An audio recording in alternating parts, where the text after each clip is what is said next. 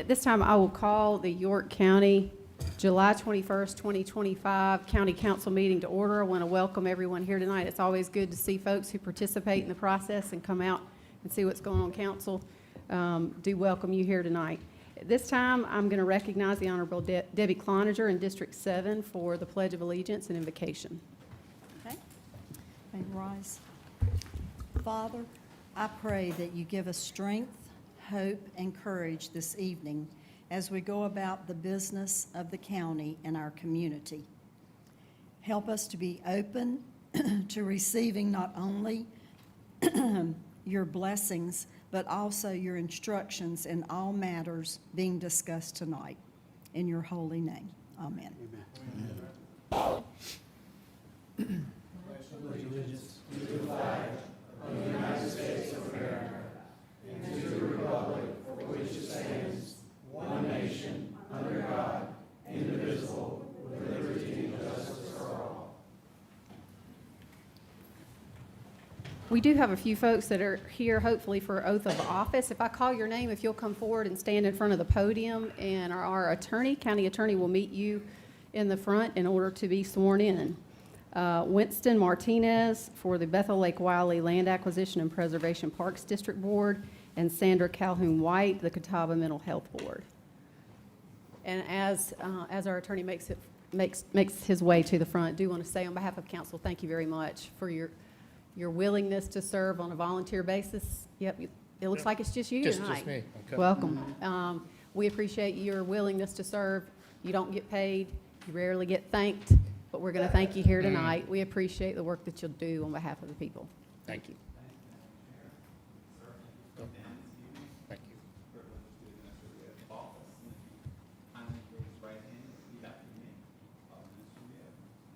Solemnly swear I do solemnly swear that I am duly qualified and qualified according to the Constitution of this state, Constitution of the state exercise the duties of the office to exercise the duty of the office to which I have been appointed, which I have been appointed. and I will to the best of my ability I will, to the best of my abilities, discharge the duties thereof, discharge the duties thereof, and preserve, protect, and defend preserve, protect, and defend the Constitution of this state the Constitution of this state and of the United States. and of the United States. So help me God. Help me God. Congratulations. Thank you.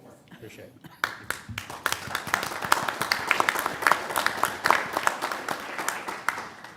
Thank you again. We move now into our public forum session. No, we don't.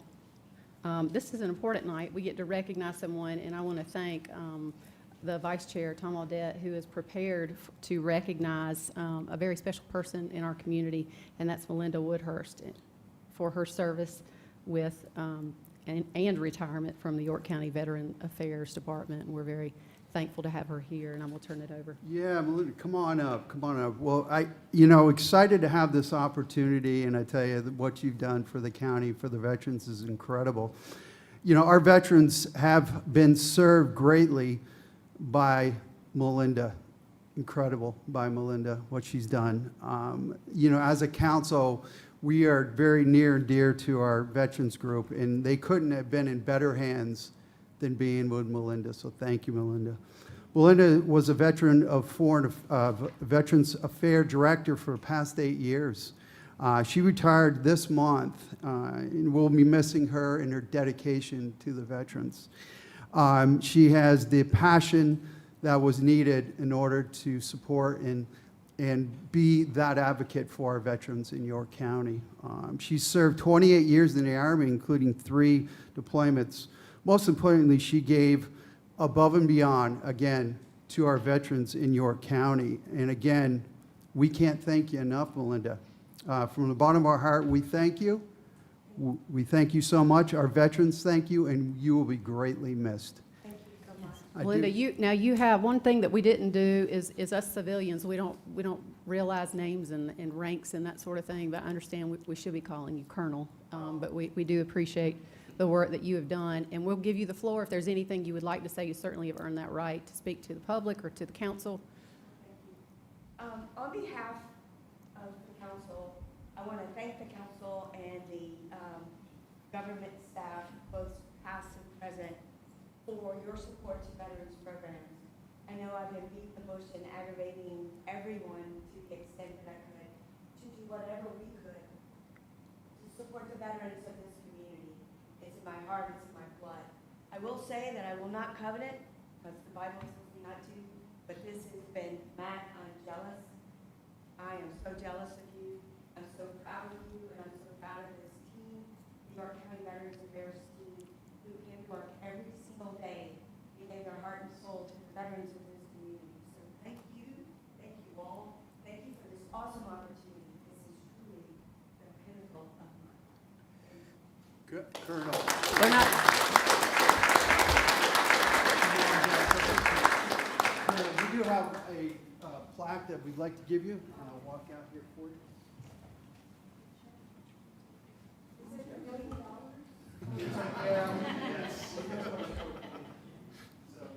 y'all want to come, Tom, you want to come forward? We'll get a picture with the whole council. Why don't you bring her forward? Tom, why don't y'all bring, you want to bring? Well, I was going to let you stand with her. There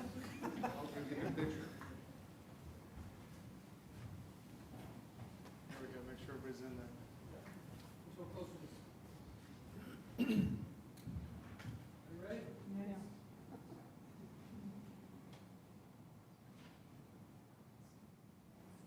Thank you so much. Thank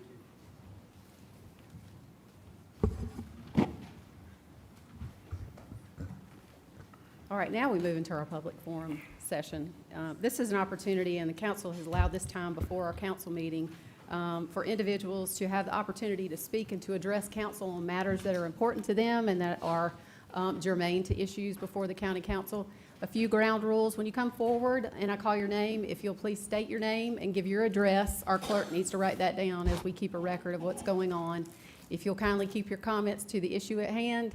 No personal attacks, because we don't get a chance to respond back. We don't answer questions here. It really is an opportunity to listen to individuals who want to speak.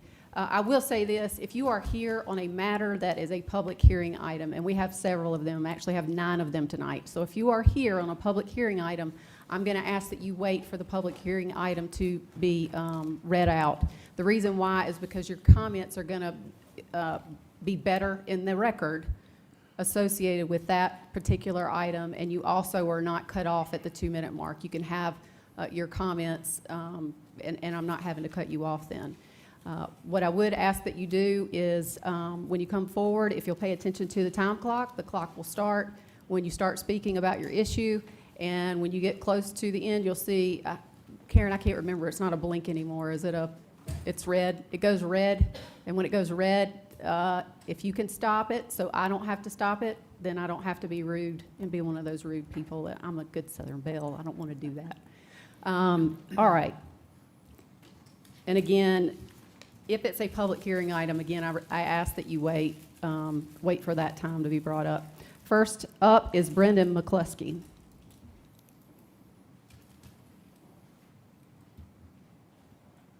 Good evening. I usually bend down to talk, but tonight I'll stand up. You should be able to hear my voice from here. Good evening. Brendan McCluskey, 729 Warwick Way, Fort Mill. I'm here tonight to speak about the Silfab Solar Project. York County Council members are on record numerous times stating that their approvals you have provided for Silfab Solar to proceed were FILO-related only and did not relate to zoning. This pattern of statement was clearly intended to distance the York County Council from any responsibility and liability regarding the issue of York County's approval of a prohibited use in a light industrial district. Now fast forward to July 10th, a BZA appeal hearing where a senior York County staff member testified as follows. I should also mention and notify the board that part of the appellate's questions relate to a specific project, and that was subject to economic development project and still is, and County Council passed on ordinance 6623 that was on September 18th, 2023, and it was a FILO agreement that's part of that. This ordinance shall take effect from and after its passing by York County Council. So just wanted to notify the board for that specific project that County Council has acted legislatively to induce that company to be here So we have York County Council members stating over the course of 19 months that all they did was approve a FILO, a financial package, that had nothing to do with zoning. Yet 12 days ago, we have a senior York County staff member provide testimony before the Board of Zoning Appeals that council has acted legislatively.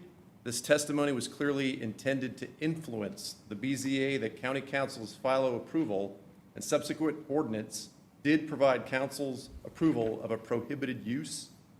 It is easy to see why we are confused when it is obvious that York County Council and its own staff clearly have a significant difference of opinion regarding Thank you, how sir. or if a FILO approval influences zoning decisions. Thank you, sir. Thanks. Judy Roars.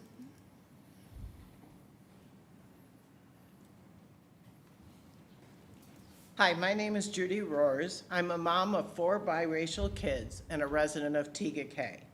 I'm here to speak on the York County Library collection policy change being proposed. The York County Library Board, appointed by this council, is proposing to squash diversity, equity, and inclusion in the York County Library Connection. The plan is to relocate age-appropriate children and teen books to the adult section. Are the kids going there to find them? Books celebrating diversity, equity, and inclusion are a vital asset to the breadth of the public library offerings. My children want to see materials which celebrate their uniqueness. Don't all people, including children, want to be celebrated? As a council, please consider going forward to be transparent, communicative, and representative to the people you serve.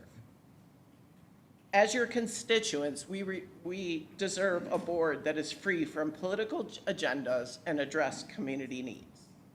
As a taxpayer, please be prudent with our monies.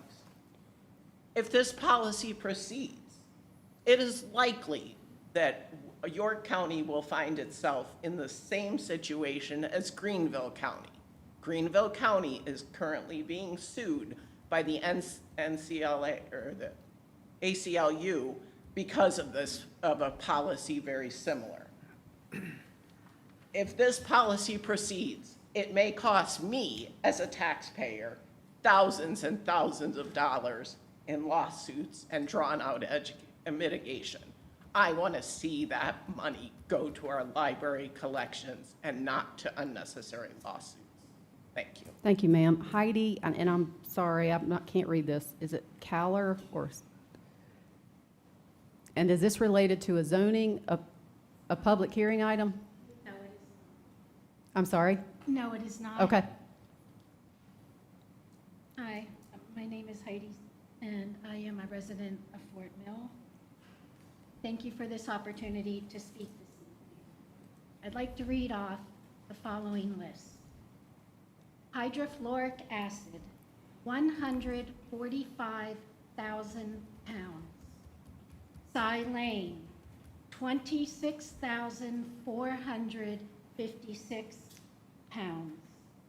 Anhydrous ammonia, 22,000 pounds. Potassium hydroxide, 134,000 pounds. Triethyl aluminum, 1,209 pounds. Phosphorus oxychloride, 801 pounds. Hydrochloric acid, 105,000 pounds.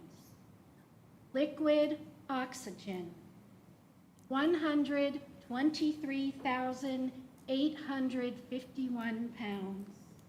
And nitrous oxide, 30,330 pounds. I believe this totals approximately 588,000 pounds of hazardous toxic chemicals that will be stored and utilized, as I understand it, on a continual basis, being transported through the state of South Carolina. I don't know if it goes through North Carolina, but these chemicals will be carried to the site. I don't know if you have looked at this list recently. I ask you to do it. And most importantly, I ask you to please put this on the agenda and stop hiding behind the fact that you can't answer any questions for us at the meeting. If you Thank you, can't ma'am. add it to the agenda, Thank you, please ma'am. have a town meeting and answer our questions. Thank you, ma'am. Jared Morocco, it appears that we have a number of folks that have signed up under zoning, so I couldn't tell that. I do think it's important at the outset, and council has said this, under advice of council, the issue of zoning related to SILFAB is something that is in the courts. That is something that was filed against the county. There are several lawsuits that exist there, and I do need to reiterate that point. Thank you, sir. Sure. And you actually pronounced my name right, which is like the Thank first time you. ever. So my name is Jared Morocco. I live at 1090 Dorsey Drive in Fort Mill with my wife and 2 young daughters. And I'm here tonight on behalf of York County residents who are deeply concerned about the actions of SILFAB Solar. This company promotes itself as a clean energy leader, but their actions here tell a very different story. Before they even opened, SILFAB was issued a full stop work order by county inspectors. This wasn't a technicality.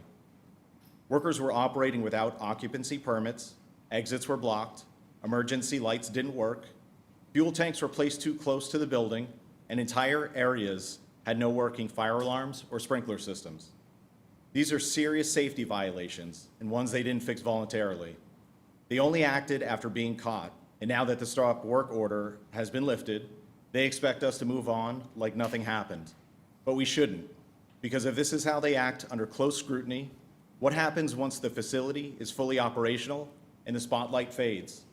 They've already shown a disregard for basic safety laws and a pattern of reactive, not proactive, compliance.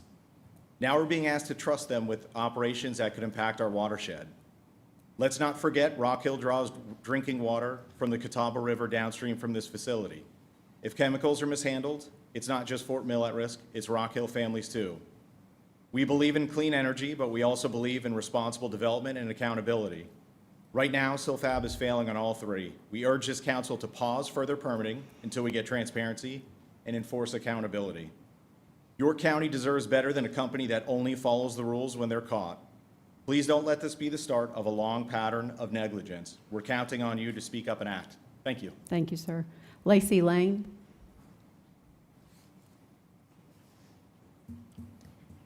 Good evening. My name is Lacey Lane of Fort Mill. I'm a mother of 2 school-aged children, a school counselor of 17 years, and a library patron. I'm here to share my concerns about the York County Library Policy Committee's suggested policy changes, including the copy and paste of Greenville County's collection policy, which is the subject of an ACLU lawsuit for its discriminatory nature. Adopting this policy would expose York County to serious legal, financial, and reputational risks. You may recall that the ACLU-SC addressed this board, this council, in May of 2023, explaining how relocating children and young adult books to the adult section based on LGBTQ+ content would leave the county open to costly lawsuits.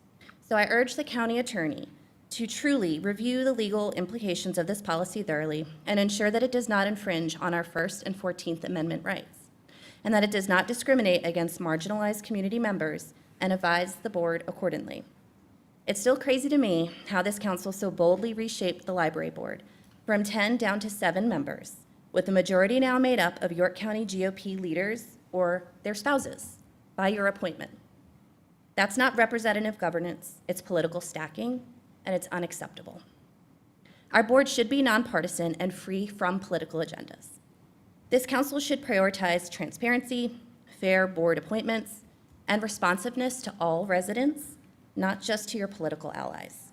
Let's move away from culture wars and political agendas and toward meeting legitimate community needs. York County deserves better. Please do better. Thank you. Thank you, ma'am. Scott Kokenauer.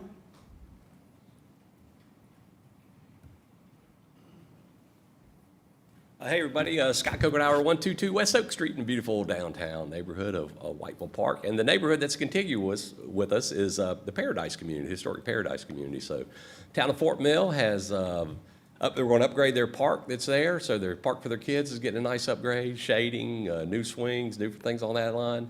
And then the basketball courts are getting resurfaced, redone, cleaned up and everything. So we're doing that in our Paradise community. Also, we are in the process of our walking park, getting those sidewalks, all the asphalt out of there, going to 8-foot concrete sidewalks, make them a whole lot safer, a whole lot more friendly for pedestrians to get around and stuff. So that's some good stuff going on in Fort Mill. And we just completed our downtown survey. We wanted 1,000 participants, 1,000 surveys come in. We ended up with 1,200. So appreciate everyone that took the time to do our surveys for us. Got some good stuff coming up for us. And I am all about a social district.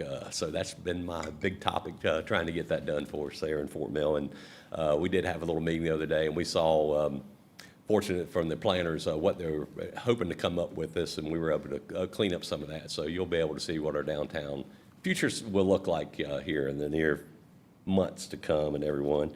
So once again, our Parks and Rec survey will be coming forward. So that'll be our next thing coming. So to complete our comp plan. So once again, everybody, if you can take the time to complete our Parks and Rec survey for us, so we can keep our programs and facilities up to date and running the way they should, and everything the way we want recs and parks to happen in York County.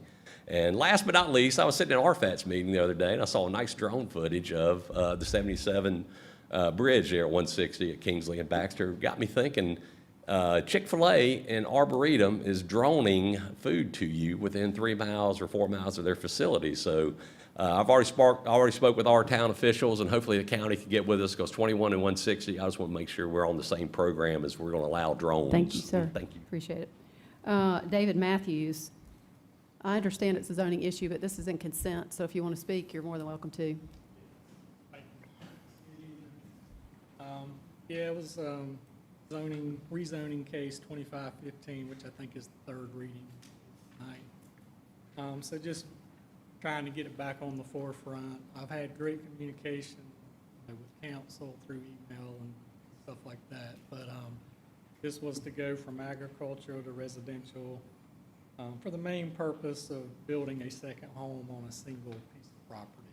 This was just more of a review of their, again, is covenants in that area, in that neighborhood, to allow a second home. It just has to be broken down, agreed upon of the covenant. So it's mainly just me being reassured of that the covenants that in place will stay in place no matter what the property is,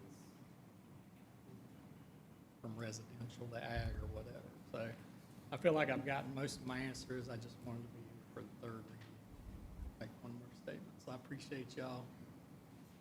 Thank you. Thank you, sir. Michael Pruner. Good evening. Michael Pruner, 1062 Oakland Avenue with the York County Home Builders Association. Appreciate your time this evening. 3 guesses about what I'm going to speak about. First 2 don't count. Impact fees.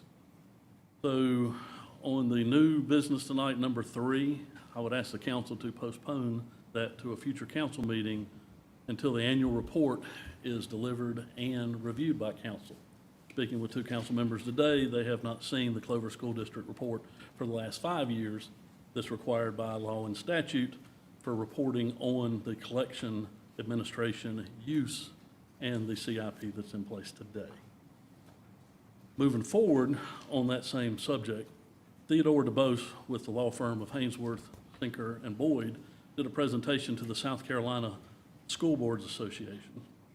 And he put in there that impact fees can be imposed against any new development and to capture a prorationate share of new facilities that are required as a consequence of.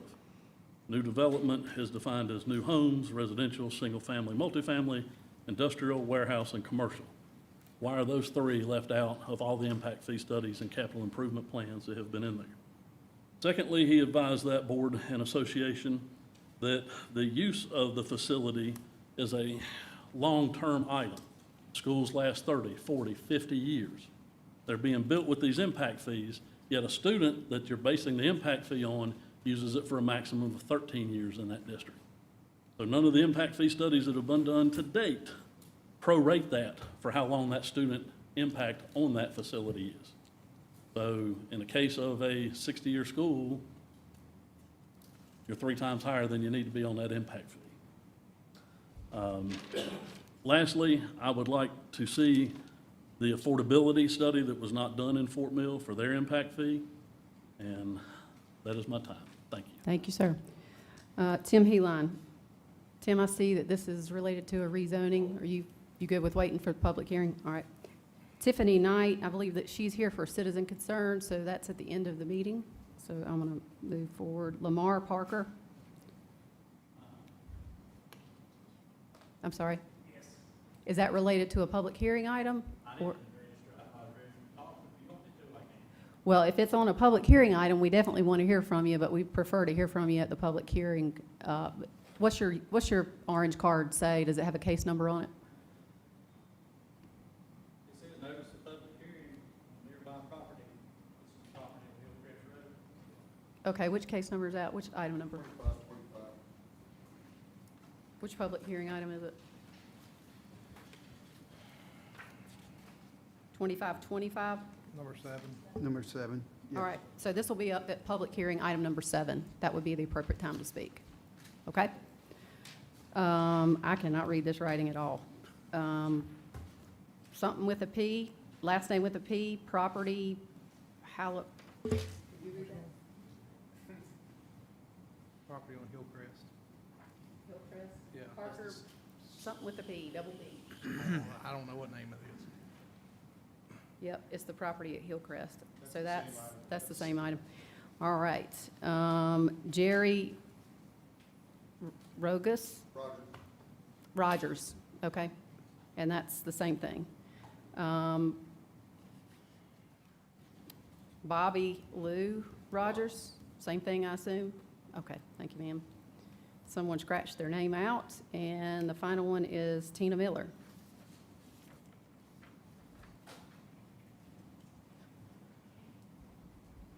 Good evening. I'm Tina Miller. I was born and raised here in Rock Hill, South Carolina. I've lived in California for the last 30-something years, but I'm here tonight on behalf of the longest-serving city council member of Bakersfield, California.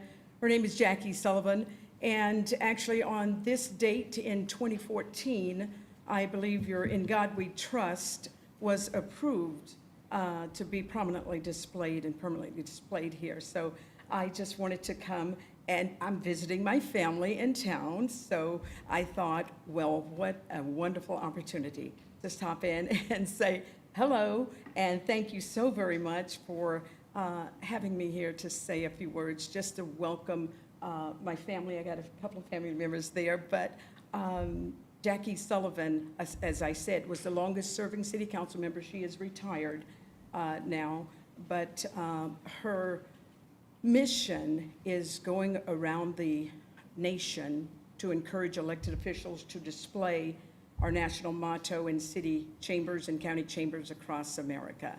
And so thank you so very much for having me. I just wanted to say hi. And while I'm in town, I do leave on Saturday going back to California, but every time I'm in town, I'll stop in and say hi. Thank you, Thank you ma'am. so very much. Appreciate the comments. All right, that concludes our public forum session. We move now to consent agenda. Do we have a motion? Motion to approve? Second. Motion and a second. Any discussion? I just have one little item. The Orman Road rezoning, the restricted covenants do go ahead with the land and don't get removed with this rezoning. Any other discussion? All those in favor say aye. Aye. Any opposed? Hearing none, consent agenda is approved. We move now to our first public hearing item, item number 1.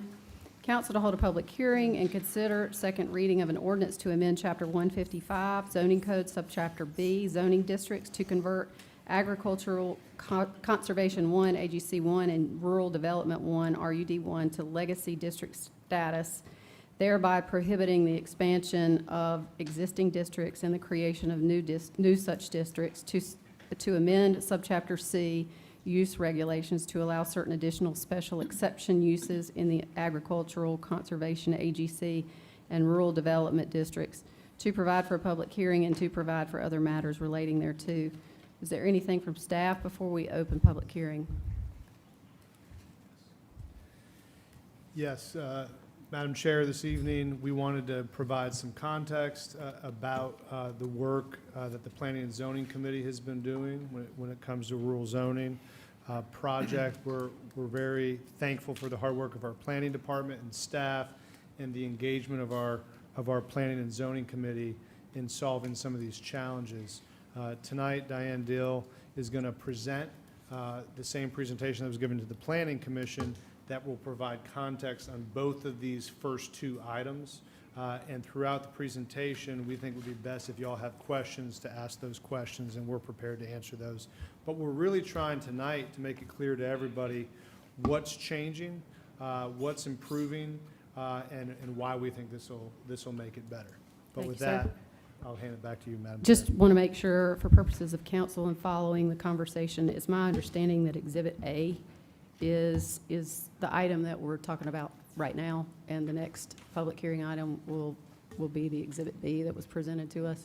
Yes, that's correct. So during A, we'll talk about two topics, like Josh was saying. I'll pause after we go through each major topic, get those two topics done. You'll do vote on attachment A, then we'll go into the second one after that, that's attachment B. Okay, just to kind of give you guys some background information about this, as I know you all are very aware of this project.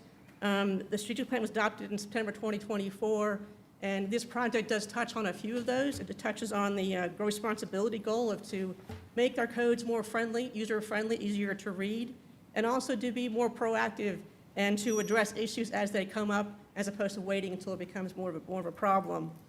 And so for the past probably 12 or 18 months, we've been dealing with some recurring issues, dealing with proposed land splits. It's resulted in rezonings, typically within the rural area. Frequently, it involves folks that are doing some kind of a family exemption and being able to subdivide a property for their family members. And so the Planning and Zoning Committee worked with staff and explored a very large potential scope for this project. But we also thought it was best to be able to make this a large scope and to bite off a bigger part of the apple, as opposed to coming in smaller ones over the next year or so to get through all this. And so this would be called the rural zoning project. So what you see before you is a result of this work. A very large effort, like they had mentioned, with planning staff as well as the subcommittee of council. And in that process, we vetted the code. We looked at any kind of recurring issues. We looked at our local counties to see what they were doing. Are we within that same outliers, within that same numbers that they're using? And then also to identify possible solutions. So like we mentioned, this is the first one has two topics for this one, and this is the AGC 1 and the RUD 1. One of the projects was to look at our zoning codes. How many do we have? Rural districts. How many do we have? Do we have too many districts? Do we have enough districts? So as you know, we have the AGC 1, AGC, RUD 1, and RUD. And those are basically very similar districts. They're not materially different from each other.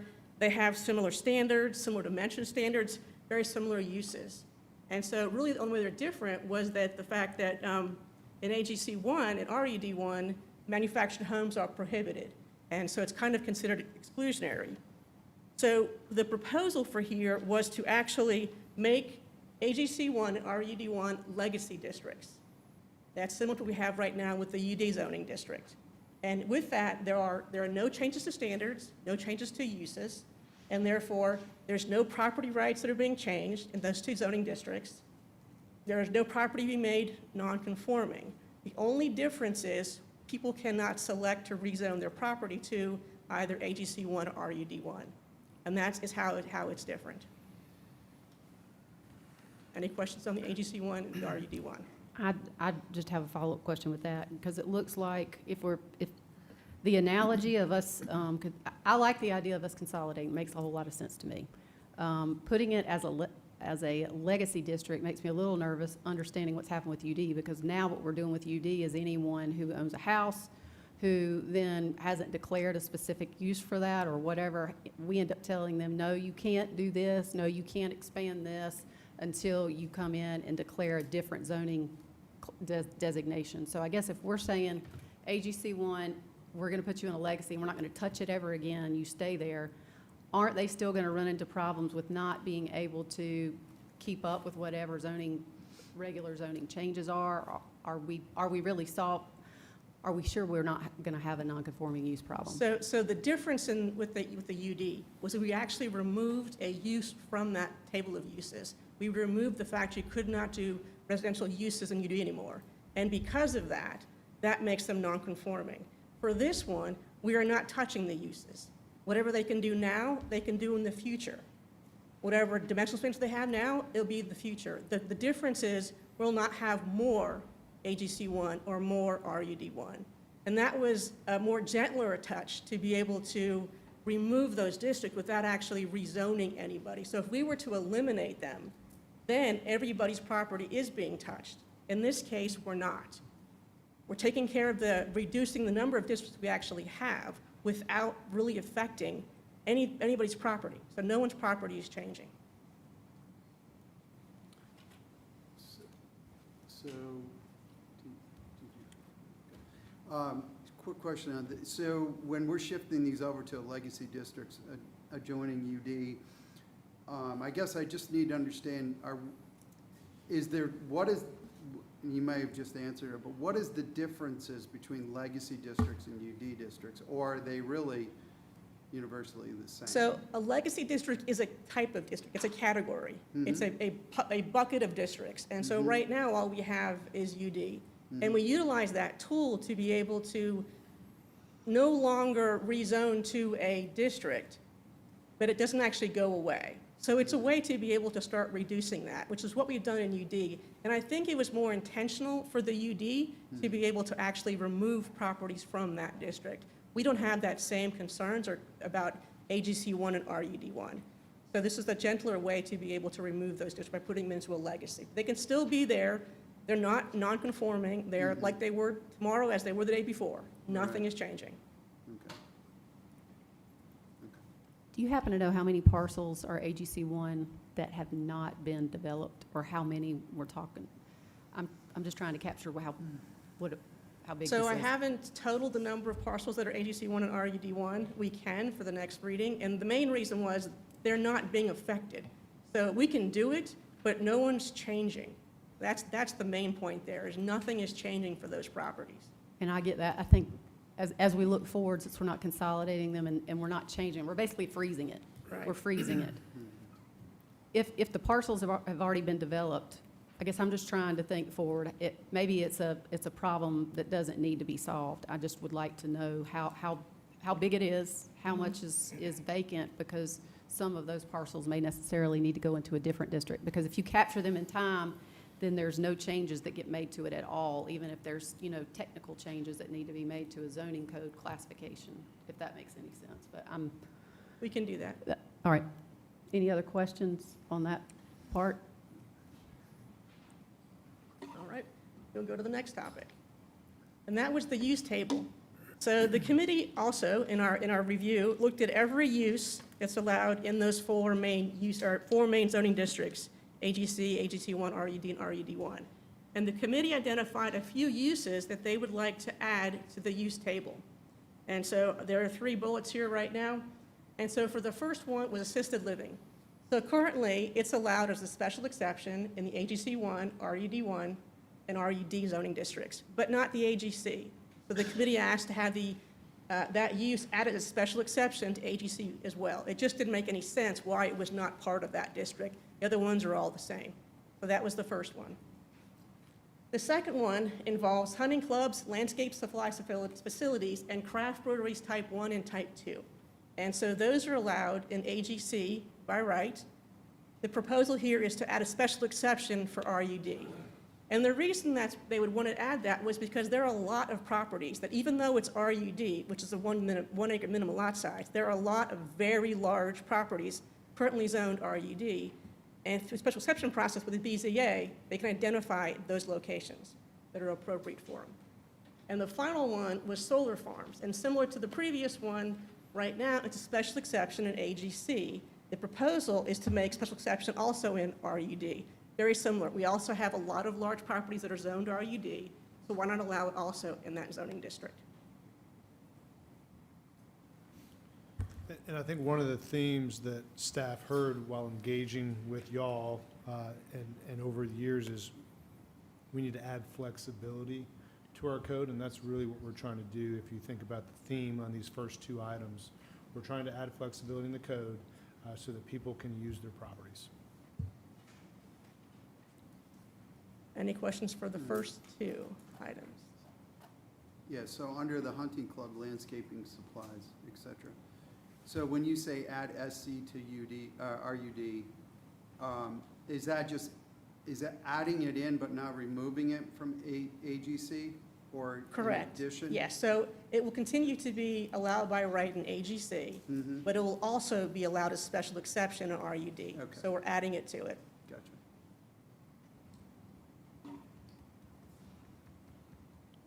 No more questions. I'm going to go to the next slide here, and that's to give our recommendation for approval. And so we're recommending approval for the amendments. They're consistent with the comprehensive plan. It's for the strategic plan. It's within what we call the best practice. It's very narrowly tailored.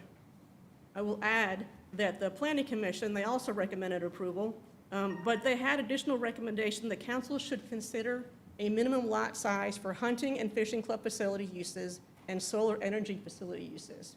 And so as we typically do, we went out, looked what everybody else is doing, and is there a presence of a minimum lot size for those uses? We did not see that. And therefore, we recommend lot size consideration to be left as a component special exception and a part of the BZA and not part of the zoning code.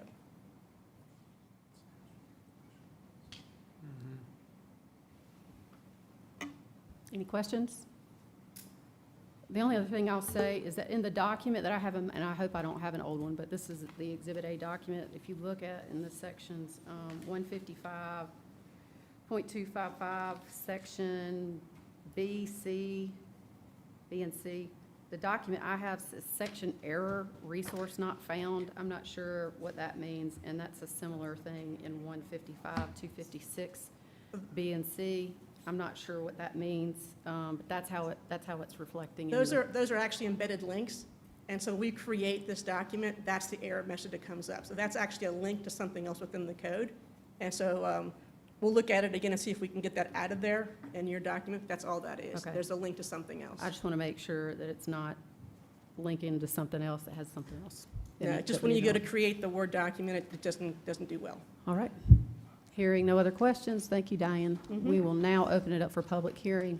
Is there anyone here who wishes to speak against these requests? Is there anyone here who wishes to speak in favor?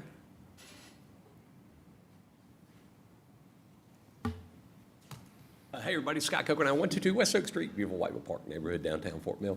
Hey, one thing I did hear Ms. Steele say about non-conforming, as long as these are non-conforming, I mean, that's the right way to go. If you make properties non-conforming, it brings in numerous other issues.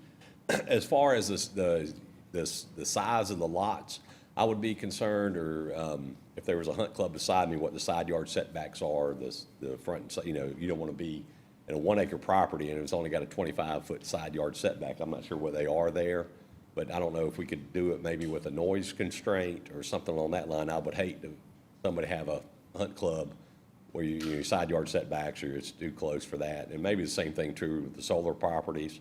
I'm not sure what kind of lighting they're going to have with those or light requirements, but I would hate for light infusion to happen to if somebody wanted to put a 1.5 acre solar property next to mine and they're going to have solar lights around them. Maybe that's one way to do something along that line. But I would just be concerned about the setback requirements just to protect the neighbors around there. Thank you. Is there anyone else who wishes to speak on this matter? Motion to close public hearing? Second. Motion and a second to close public hearing. Any discussion? All those in favor say aye. Aye. Any opposed? Hearing none. Public hearing is closed. Do we have a new motion? Motion to approve? Second. Motion and a second. Any discussion? I'll just say, these particular changes seem pretty modest. Just eliminating one and making sure that the special exceptions apply equally, that's a modest change, and I haven't heard any pushback on any of them from the community, so I will support this. All those in favor say aye. Aye. Any opposed? Hearing none, motion carries. We move now to our second public hearing item. Council to hold a public hearing and consider second reading of an ordinance to amend Chapter 154 Land Development Code, Subchapter A, Introduction to modify the family exemption land division to amend Chapter 155 zoning code subchapter B, zoning districts to revise the minimum lot width on arterial roads in certain zoning districts and to revise the setbacks in the AGC and AGC1 districts, to amend subchapter C, use regulations to revise the accessory use conditions for shipping containers, to provide for a public hearing, and to provide for other matters relating thereto.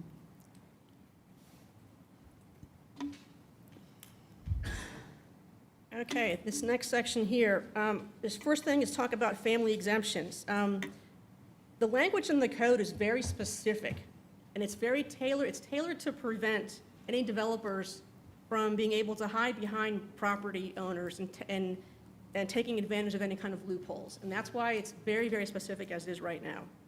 It's essentially, it's an administrative variance for road frontage. And so the committee went line by line, looking at each of these different provisions. And as you can see on the left-hand side is what it is right now, on the right, what it will be. So I'll go through each one of these separately. So right now, the grantor parcel is a minimum of 10 acres.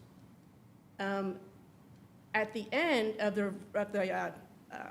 after some exemption, the grantor's residual property must meet the minimum lot size. So in other words, if you have 5 acres and you want to be able to give off an acre, you wouldn't be able to, you have to have 6. So if your AGC need 5 acres, you have to be able to, after you've done your family exemption, still maintain that same lot size. Right now, the grantor must own the property for 20 years, reducing it down to 10.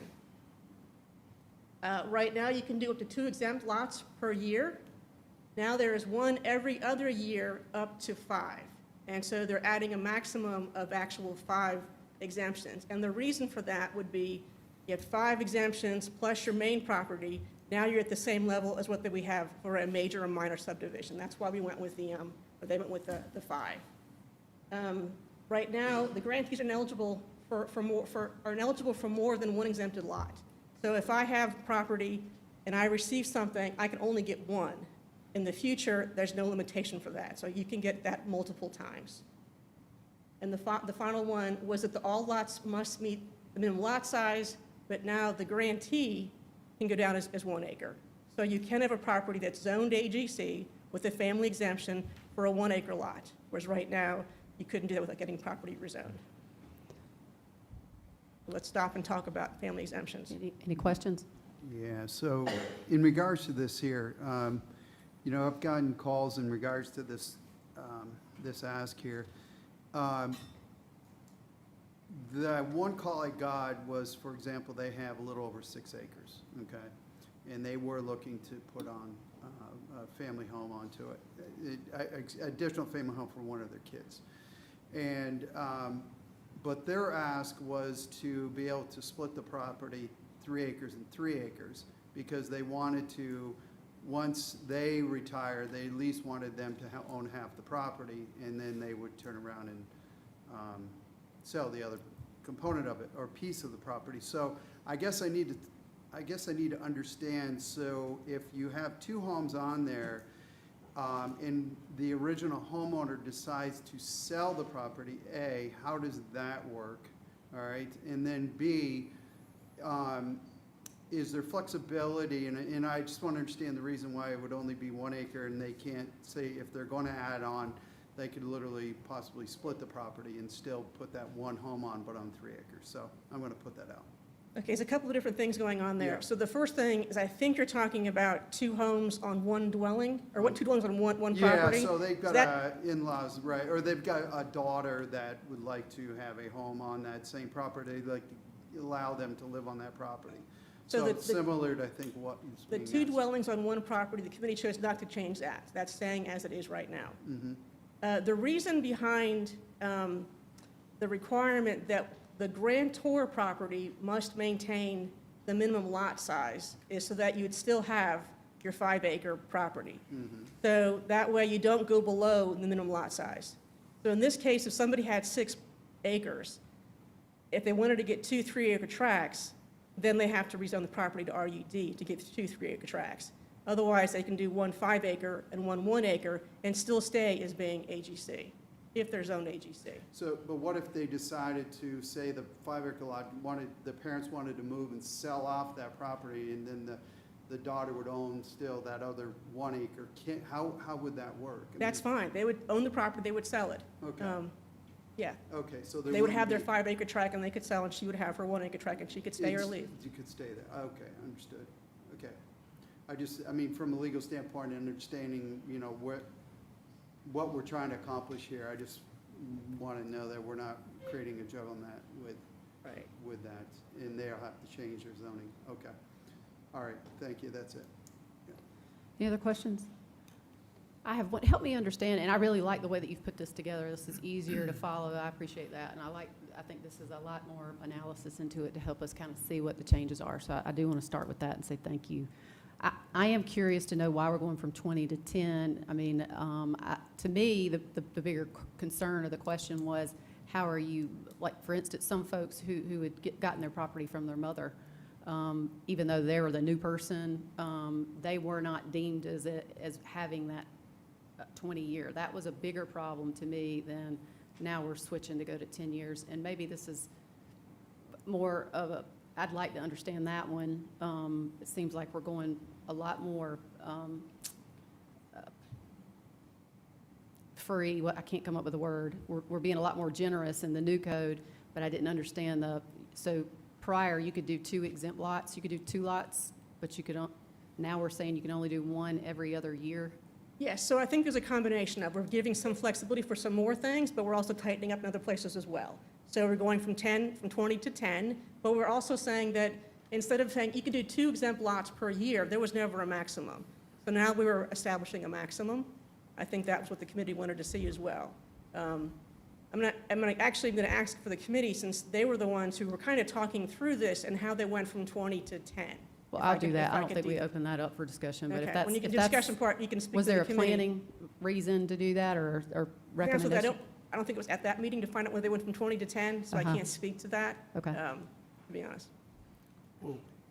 Does this solve the issue where someone, I mean, to me, I think what I'm seeing is, looking back on what the problems that we're actually seeing is like when a mother or a father gives property to their kids, 20 acres. They wanted to be able to let their kids live on there. If they have 5 kids, why do we care if they're going to do, every kid gets an acre then versus when we had to extrapolate it out? I'm just making these questions known. I'm asking you to pick that, it seems to be. Sure.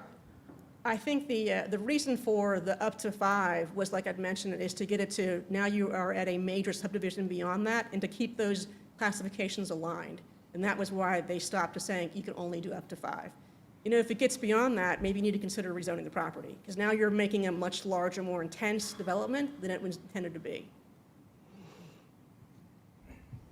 I do think this does address a number of examples we've had in the past, because we will allow them to be able to get, I think the biggest change is the 1-acre lot in an AGC development. I think that's going to be that's the biggest impact right there. I'll add just real quick, as being on the committee, this was to allow property owners more flexibility while still restricting developers from sliding in underneath this exception. And so they can't get in there and start just dividing it off like they had prior to all of this before, and doing the little piano lots and everything else. Yeah. I definitely understand the piano lot concern, because that was one of the issues.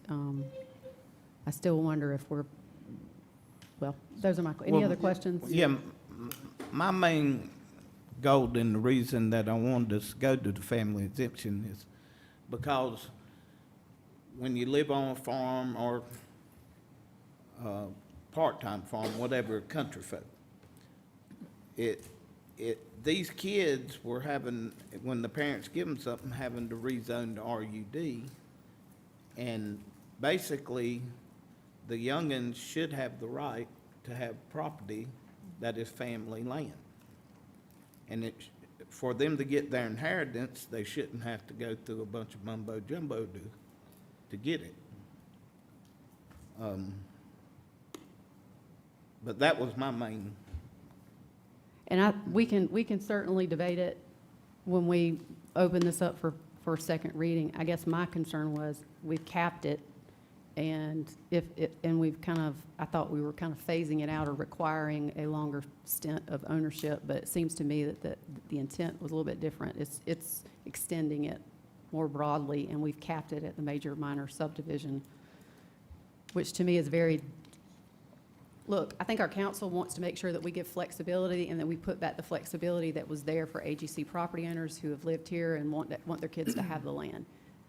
We definitely don't want to make it easier for tract developers, big tract developers who come and leave to do those things. I guess that this wouldn't be eligible for them though, because it's not family deeded off to family. And so at any rate. I do have one last quick comment. I just saw on this though, if once that 1 acre is given off to the daughter or son or maybe, is there a requirement under road frontage on that 1 acre property or? No.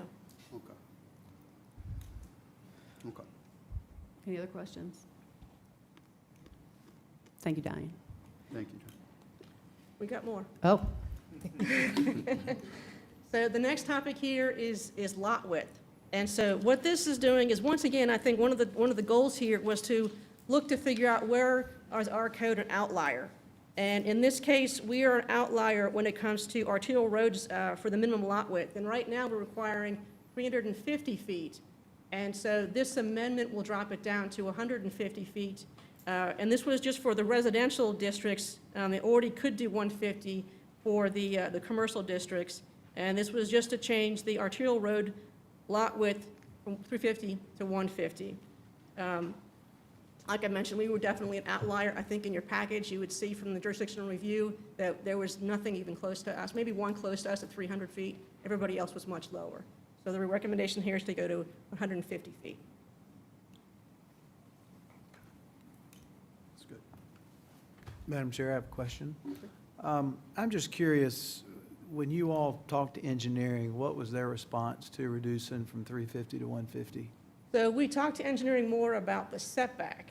Okay. They weren't as concerned at all, after either of them, but not so much for the lot width part. And I think what your email there was sort of conflating driveway separation from lot width. And those are related, but they're not quite the same. And so we have a separate section of the code that talks about driveway separation. Engineering didn't have any concerns for the minimum lot width. Okay. Well, I guess I'll just say this since I just asked the question. Yeah, my concern when I was reading through this was sight distance. That was definitely one. Safety, the curvature of our road, because if you're going to be shortening from 350 to 150, you're going from, 116 yards down to 16 yards. No, that wouldn't be right. I'm sorry, 50 yards. You'd be going from 113 down to 50 yards. So you'd be condensing the width of the property, which I was thinking would impact the curb cuts, the distance between properties and other potential curb cuts. Sure, those two are related. And the sightline. But there's still an opportunity, because you couldn't in your property, you can move your driveway spacing further out. And those are actually permitted by ICDOT on arterials. Yes. And they have their standards. And they also have a waiver process as well, if they need to make an adjustment. Yeah, I actually went online and read about South Carolina DOT's requirements, and that's another reason why I was asking the question. It just seems like we're shortening it a lot. But I have a lot of respect for the time the committee put in and deliberating this and making the decisions you've made. I'm just simply sharing, after reading through the agenda, this was a question that I had. All right. Moving on, we're going to talk about the front yard setback. So when we updated our code, originally in AGC, there was 2 separate setbacks for front yard. One of them was for the primary residence and one was for farm structures. The residence was 50 feet and the farm structures was 100 feet. And so during the update, we chose to go with the more conservative and make it 100 feet for both and make it 100 feet for the house as well. And so once again, looking at our other jurisdictions, what are they doing? We also were an outlier for that one, and we're bringing it back to making it 50 feet for both houses and farm structures.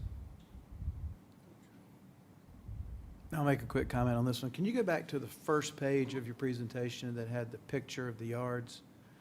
Recently, we did a survey, and again, I have a ton of respect for what the committee's done, but if you look at this, this is clearly farm AGC based on where the houses are set back. So we're talking about taking the setback from 150 to 50, which means someone could build, I may be mistaken, but they could. 100 to 50. 100 to 50? Yeah. So we're going from 33 1/3 yards away from the road to 16 and whatever, 16 and a smidgen, right?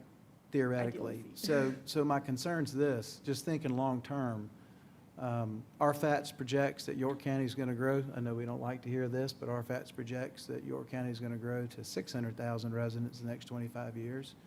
And I know the intention of AGC 1 and RUD 1 is for it not to, for it to always be residential, but that kind of gets out of our control. I think about Sutton Road, I think about 21, I think about Mount Gallant.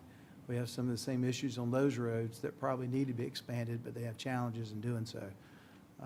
So anyway, just my perspective, it seems like it's pretty close to the road if you wanted to build that close, and it could propose issues. I think if a lane is 7 yards, going to the curb is an additional 3, and then if you got utilities, you got another additional 3 or so, you got 13, 14 yards. So anyway, that's my concern for what it's worth. But I'm sure that the committee deliberated that, and you made your decisions and your suggestions with that in mind.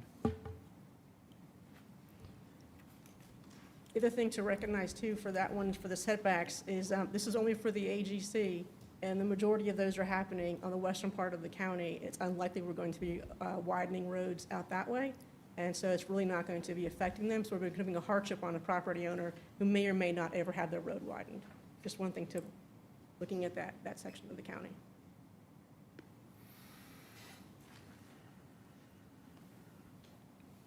Okay, and the final topic in this section here was shipping containers.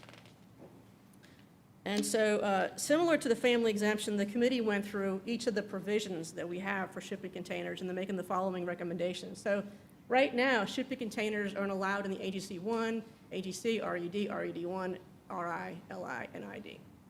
And in the future, based upon this amendment, they'd be allowed in any district. Right now, they're limited to 1 on a residential lot and 3 on an industrial lot. The amendment says you can have 2 starting at 1.5 acres, and then 1 more for each 2 acres above 1.5 acres for a maximum of total of 10. So you can get up to 10, and I think I did the math. I think you're like at 17.5 acres before you could get to that point. But it's starting out, you could have 2 as opposed to 1 at 1.5 acres. Right now, it requires 5 acres for residential lots. This is be 1.5 acres for any lot. So right now, you're required to have 5 acres to have 1. In the future, it'll be 1.5 acres to have 2. And then you can kind of go up from there. Any questions on that one? Right. Now we'll move over to the recommendation part. So we are recommending approval of all the amendments with the exception of the shipping containers. Staff recommends to retain the existing conditions or perhaps consider a slight increase. Similar to the previous one, this with a comprehensive plan. It furthers our strategic plan. Once again, we're bringing in some outliers, very narrowly tailored. The Planning Commission approval also, and they said to amend the shipping container accessory use condition should be revised to allow 1 shipping container at 1.5 instead of 2. So they were saying your starting number should be 1 and not 2. That was their recommendation. We think it should go even a little further than that.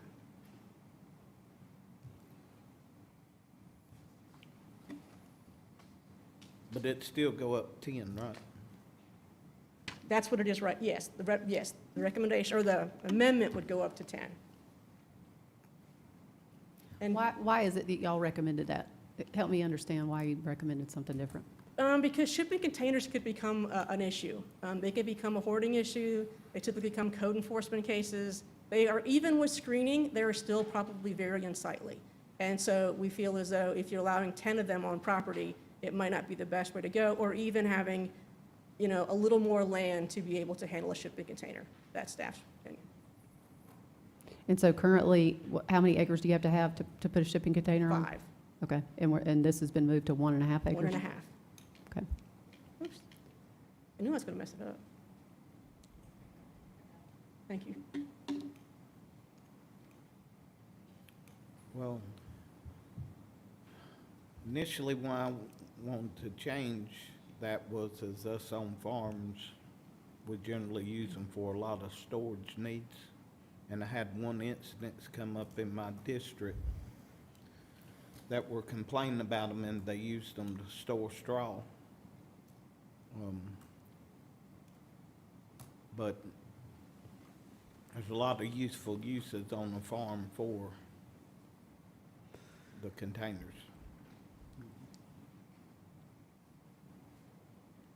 I don't know that, well, I'll reserve my comments for the discussion. Any other questions before we open public hearing?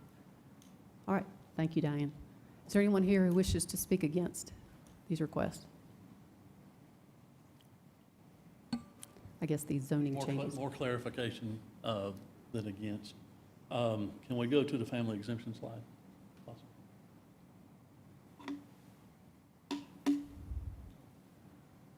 Possible.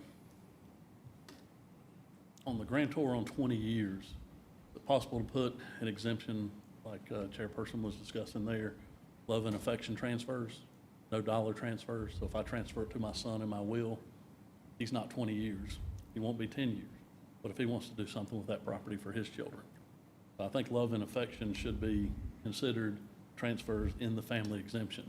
So it's not a takeaway from somebody that really has been in their family, or in somebody's family, like a gentleman that's here tonight with our organization, whose property has been in their family since before York County had recording mechanisms of property. The one below that, up to 2 lots per year, changing that to 1 every other year, up to 5, that's a takeaway. If there's 2 per year allowed now, and I've got 2 children I want to split my land off for, I can do it today. And there's not an exemption. If I decide I'm gonna have 20 children, I can divide it 20 times if I've got enough land. You're gonna limit me to 5, 1 every other year. None of that has anything to do with a big developer coming in. There's not a developer in the world or a builder in the world that can make it on 2 lots a year. If you can, show me how to do it and I'll scale my business back. That has nothing to do with development. That has nothing to do with skating the rules and those type things. You know, if you want to put a time constraint on how long a person's got to own that property after it's divided, that's one thing to keep it in the family. But to say 2 lots per year and then to do a takeaway, you're taking away property rights right there with that middle piece. No matter how you slice it up, you're taking it away. Can we move forward to the next slide? Okay. And staff can correct me if I'm wrong. In the past, arterial roads have been 150 feet in York County and were changed a number of years. Like 2003, 4, and 5? Okay, yeah, 2003, 4, and 5, arterial roads were 150 foot for the zoning at that. So, you know, that's really going back to that. Can we go forward on another slide? So doing the front in that agriculture to 50 feet, to address some comments made by council here, that was that a house was 50 feet, correct? And the barn was 100 feet? So they could have always built 50 feet. With the recode, they took it to 100.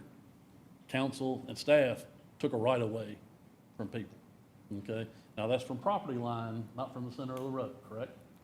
So we're not bunching them up against the road. If you've got a 66-foot right-of-way, you got 33 feet before you start that 50 feet. So, you know, we're 83 feet from the middle of the road. And being in agriculture, I see that going back to a fairness that it was before. You know, now it's just including the barns or otherwise. I may put a barn there and never have a house, but, you know, that is now given the property owner the right to be at that 50-foot on the front.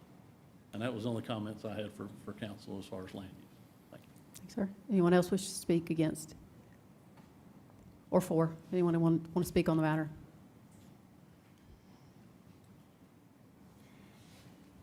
Hey, everybody, it's Scott Coker, 122 West Oak Street, beautiful Whiteville Park neighborhood downtown. Yeah, it looks like just on this slide here, this would get lots or houses that were non-conforming, conforming, so this could be a good thing, especially along that line. So I am all against non-conforming properties as a property owner. It just restricts everything you can do along that line. Can we get back to the family every year, whatever? Bringing this up, very, very close family friends of mine. They own property right across from Catawba Ridge High School. Grandkids, great-grandkids, all that. They're starting to decide what they're going to keep their pieces or divide their pieces. Kid works HVAC, a building I own, so I see Michael all the time. He wants to, he put a double-wide trailer. He wants to sell that and do another one. And he's, about the school impact fees. So I would love for us to be able to have these families that have our own property in Fort Mill not pay our school impact fees on these individual lots like this. I'm all for the school impact fees for the developers, but these families that have been there, they should be able to take a lot out every year, every 2 years, something along that line, and not get hit. Michael was thinking it's going to be 18 grand, it's going to be 29 grand that's going to happen to him. So I really think this, somewhere in here, we could work that in. I know it won't happen tonight or anything, but there's opportunity for these families that have been long-time York County residents, families, that they should be able to exempt themselves from our school impact fees too. Thank you. Anyone else? I would just, the same family exemption kind of plays into a situation I've heard a couple times. It's the lot sizes, somebody said road frontage isn't an issue. So eventually we're gonna go back to, there may be 20 houses or whatever. There's no road frontage. How are you gonna get access to these homes? Who's gonna grant right-of-ways? Not everybody stays cohesive as friends and family, so eventually somebody's gonna get mad at somebody. So I just think there should be road frontages, ways of, if you're gonna divide stuff out, you've gotta be able to have your own driveway, not worry about right-of-ways and those kind of things. Again, I'm David Matthews, 688. Thank you, sir. Any other comments? Motion to close. Second. Motion and a second to close public hearing. Any discussion? All in favor say aye. Aye. Any opposed? Hearing none, public hearing is closed. Do we have a new motion? Motion to approve. Second. We have a motion and a second to approve as written. Any comments? I would just like to say thank you, Diane, for what you presented tonight. I think, we've had some things have come up through some of our zoning issues that we've had that I think this starts to address and give back rights to property owners, and that's critical. So I do appreciate what's been presented tonight. Thank you. If I could just clarify a couple of things, questions before, as I understand it, I mean, the idea of the 150 feet now being the road frontage, that's going to be required of any of the lots, whether or not it's the 1 acre lot that's been carved off or another, and they're still going to have to meet the other conditions, Are you right? talking about for family exemption? Correct. There's no requirement for road frontage. That's what it essentially is there's no road frontage requirement for a family exemption. It's a variance from that. They could have 0 road frontage. What's That's the the main 150 purpose. then? What's the The 150? 150, that you're talking about the lot width, that's for just general development. So that's anybody else wanting to come in and subdivide property that is on an arterial road, they have to have 150 feet of road frontage. So a family exemption is typically happening internal to the actual lot. Right. So they don't require that, but this would require 150 for somebody subdividing property. Say you have a long stretch of land on an arterial. You want to be able to subdivide, you can have right now 350 feet before you can cut it. Now you only have to have 150. Yeah, what was told before is that you had to have 350 That's for what an you- AGC lot in order to Yes. make it, to put anything on it. And a lot of these large parcels do not have that. I mean, that was one of the limitations. Right, so now it only needs 150 feet. Right, that's what I wanted to make sure. Yeah. That's for all districts too, not just AGC. Yeah, that's good. Any other comments? I want to thank you. I want to thank the committee. I want to thank planning staff for coming up with this. I do think that We can make changes at third reading, right, to the extent that there's consensus on that. I think that there are a couple of things, I'll just let y'all know ahead of time, some tweaks that I think could probably help us sustain that family exemption piece. And I'm going to look at this as my understanding that the entire PowerPoint is going to be circulated to council before the next meeting that we have. So everybody will have access to this and can marinate on it and see if there's anything can be done. But again, I thank the committee for the work that you've done and for staff, so I'll support it. Any other discussion? All those in favor say aye. Aye. Any opposed? Hearing none, motion carries. All right, we'll move now to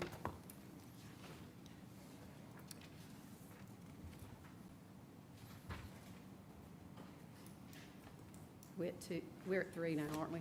Finally getting to the rezonings. Yes. All right. Item number 3, rezoning action. Hold a public hearing and consider first reading case number 25-20, tax map number 66400000058, to rezone from UD to ID 4.07 acres in District 5. Good evening. I'm Thomas Newland, Long Range Planner. Pleasure to be here. So this I'm is sorry, I didn't catch your name. Thomas Newland, Long Range Planner. Glad to have you here. Thank you. So rezoning case 2520, going from urban development to industrial development, just off Corp Boulevard, roughly 4 acres. So the applicant is proposing to expand the allowed uses to include trucking operations, vehicle service repair and customization, as well as outdoor storage. You can see this is a jurisdiction donut hole within Rock Hill, and many of the properties here exude a very industrial and commercial character. It is currently zoned for urban development along with most of the other within this donut hole. And you can see there is the one industrial development parcel directly neighboring it that was just recently rezoned for it. And with many of our jurisdiction donut holes, this is municipal infill, according to our future land use map. And with municipal infill, we like to defer and see what the city likes to do with this. They have it labeled for an employment center, and that's generally, they're looking for small-scale commercial development in industrial parks. So given all that, staff has recommended approval. It's consistent with the future land use map as it aligns with the City of Rock Hill's future land use map, and it will remove another parcel from the Legacy UD district. And by a 4-0 vote, Planning Commission recommended approval. Are there any questions for staff? Any questions? All right, thank you. Is there anyone here who wishes to speak against this request? Is there anyone who wishes to speak in favor? Motion to close public hearing? Second. Motion and a second to close. Any discussion? All in favor say aye. Aye. Any opposed? Hearing none, public hearing is closed. Do we have a new motion? Motion to approve. Second? Motion and a second. Any discussion? All those in favor say aye. Aye. Any opposed? Hearing none, motion carries unanimously. We move now to item number 4, public hearing, rezoning action. Hold a public hearing and consider first reading, case number 25-21, tax map number 055000007, 10, and 20, to rezone from AGC to RUD and from RUD to AGC, 1.112 acre portion of 3 parcels, District 3. Evening, this is a request to rezone a 1.12 acre portion of 3 parcels from AGC to RUD and from RUD to AGC. It's located off of Highway 97 in the western part of the county. The property here is mostly vacant. There are some homes at the top of the property. This does involve 3 parcels, but the majority of it's happening at the road frontage here of Highway 97. And the intent here is to be able to, as you can see from this drawing here, transfer some land that's RUD to AGC and land AGC to RUD.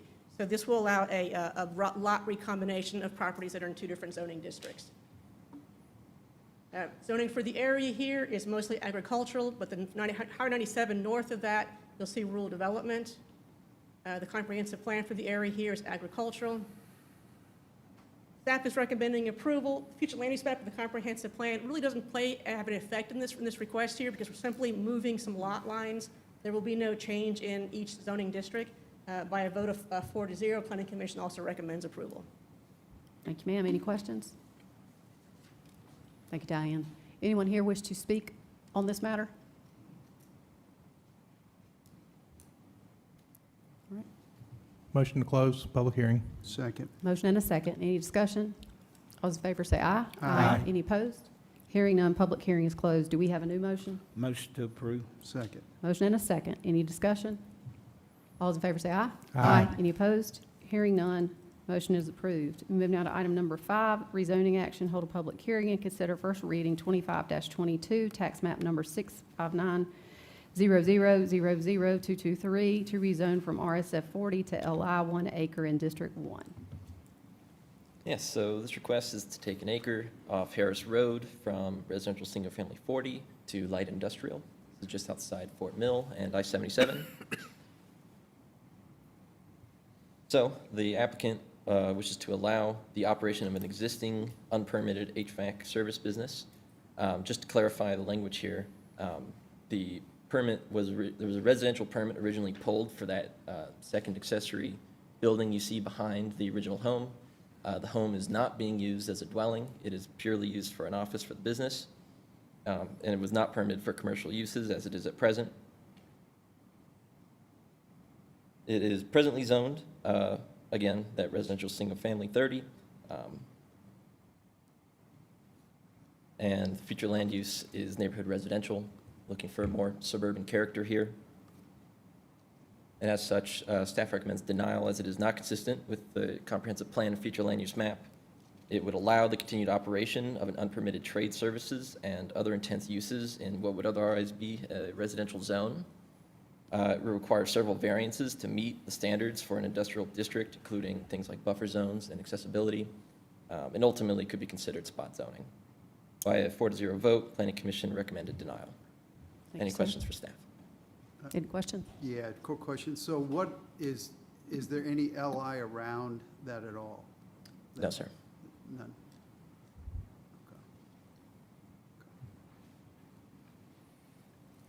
I guess I have one question. HVAC operation, that only fits within LI? So it would also allow them to continue doing trucking operations and warehousing and equipment storage on the lot. There could perhaps be some other district, perhaps general commercial, but given the scale of the lot, it wouldn't really be appropriate. Thank you.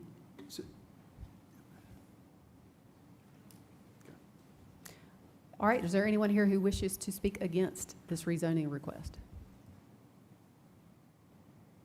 Is there anyone who wishes to speak in favor? God, we get a lot of people here, and we still haven't hit one that people want to talk about yet. I guess we're getting there. Do we have a motion to close? Public hearing. Second. Motion and a second to close public hearing. All those in favor say aye. Aye. Any opposed? Motion carries. Do we have a new motion? Motion to approve. Second. Motion and a second. Any discussion? Yeah, I mean, this is first reading, so again, I do want to do my due diligence, identify any possible opportunity to have this work. Again, being first reading, that's why I want to support it, to do some additional research on this. All right. Any other discussion? Yeah, I was just going to say, since I joined council, I just had one of these come up just 2 weeks ago, and it's a tough one. You know, when you see someone's in residential, they're actually making a living out of the business in the building is one Exactly. thing. Some people say, oh, it's just a hobby, when it's really not. How do you enforce it? This is a tough one. Yep. But basically, you got to follow code. Any other discussion? All those in favor say aye. Aye. Any opposed? Opposed? Motion carries 4-1. Is that what I got? 6 of us tonight, 5-1. There we go. Rezoning action. Hold a public hearing and consider first reading case number 25-23, tax map number 26500000103 to rezone from AGC to RUD, 1 acre portion of a 6.62 acre parcel in District 3. Thank you. As you said, this is to rezone a 1 acre portion of a 6.62 acre parcel located on Maynard Grayson Road. They want to go from AGC to RUD. This is in the northeastern part, western part of the county, pretty close to Kings Mountain State Park. The intention here is to be able to subdivide the front corner of the property for 1 acre to give to a family member. This property here is the existing home towards the back of the property. As I mentioned here, I'm going to give this a try. They want to put the rezoning right around here to be able to do the 1 acre lot.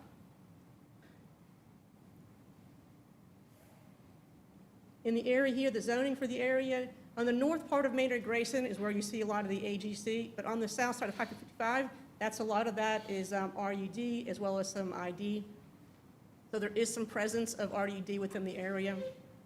Now, the comprehensive plan, that shows the top part, Maynard Grayson once again as being the boundary for the agricultural, as opposed to the south of that is rural residential. So given that, we're recommending approval with the condition, typical condition for the subdivision. It's not consistent with the comprehensive plan, the future land use map, but it abuts that. And so the scale and the neighborhood, the character of 55 is very similar. Those issues help us to support for recommending approval of that. By a vote of 4-0, Planning Commission also recommends approval. Thank you, ma'am. Any questions for staff? Yeah. You do? Dan, if we get our rules zoning thing, though, he necessarily wouldn't have to go to RUD, right?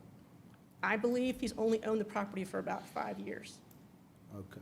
I think that, we were looking at that, and I believe that was going to be an issue for him going forward. Any other questions? Thank you, Diane. Is there anyone here who wishes to speak against this request? Is there anyone who wishes to speak in favor? Motion to close. Second. Motion and a second. All in favor, say aye. Aye. Public hearing is closed. Do we have a new motion? Motion to approve, I guess. Second. Motion and a second to approve. Any discussion? All in favor, say aye. Any opposed? Hearing none, motion carries. We move now to item number 7, rezoning action, hold a public hearing and consider first reading, case number 25-25, tax map number 202-00000023, to rezone from AGC to RUD, 4.203 acres in District 3. Yep, this request is to rezone a property, it's 4.203 acres off of Hillcrest Road in Clover. Property is currently vacant. It's adjacent to Hillcrest Road and Sharon Road. The intention here is to be able to subdivide, to create 3 new parcels on this 4-acre tract. Zoning for the area here, the majority of the property is AGC. There is some RUD north of there on Sutton Spring Road as well as off of Sharon Road. The comprehensive plan for the area here, the entire section over here is recommended to be agricultural. So unlike the previous one, there is no showing any kind of support of nearby being rural residential. And so because of that, we're recommending denial. It's not consistent with the comprehensive land use map. There is no rural residential in the area there. While there are some properties that are zoned RUD nearby, the majority of this area here is zoned AGC. And by a 4-0 vote, Planning Commission also recommends denial. Any questions for staff? Thank you, Diane. Is there anyone here who wishes to speak against this request?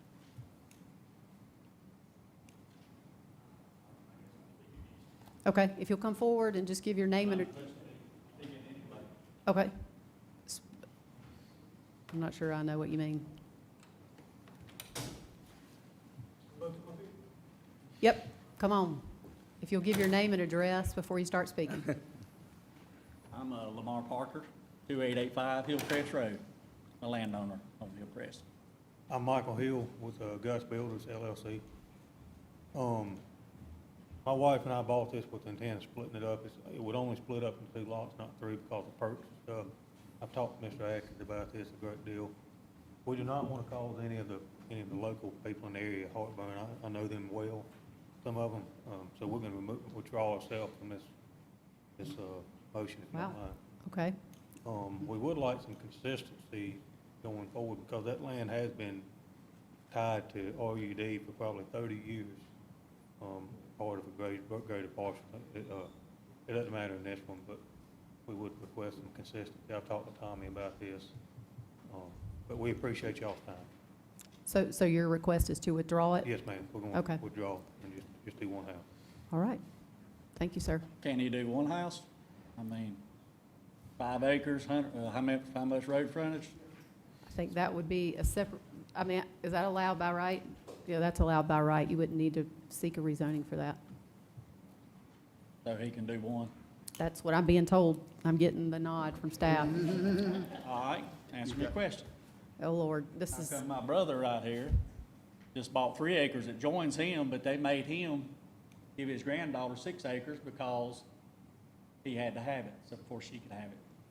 So he had to take some of his property and give it to her.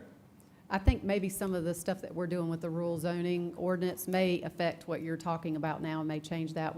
Council has been very vigilant about trying to make some changes to get us back to what the old zoning code allowed. And so I would encourage you to speak with staff if there are other questions about that, because what we're trying to do tonight, that you had to sit through the first two public hearings, are dealing with some issues that I think would impact what you're saying. So they can't, no more lots be split or cut up, because they're selling like 16-acre They can. lots and It 10-acre depends. lots and. It depends, but I think in this particular case, what I'm hearing you say, and the only thing that's in front of council right now is a request to withdraw this request. But these changes to the zoning code are intended to get us back to what some of the other rural zoning allowed beforehand. So I would encourage you, if you want to grab Diane's card and planning staff, and you can ask them those questions. Okay? Can I say one more thing? Sure. I was encouraged, I will not say the name, to say I was gonna give this to my children, which is not the truth. They're 10 and 7, who, I was told it might go through if I say that. And I'm not that kind of person, but we need to be mindful of that going forward as well. You know, if you give it to your children, great, but it really needs to go to your children and not be as a builder, give it to your children with the intent of Understood, building and another house. abuses like that have occurred in the past. This ordinance specifically requires that the deeds go to the family exemption piece at least, is required to go to a family member, and that has to be proven to the staff. It has to be filed in contemporaneous with the request. Thank you. Thank you. All right. All right, so, Mr. Kendry, is there anything we need to do in terms of withdrawing it? Do we need to make, Just move, you, out of an abundance of caution, move to accept the withdrawal. all right, do we have a motion? You wanna close motion. Public hearing first?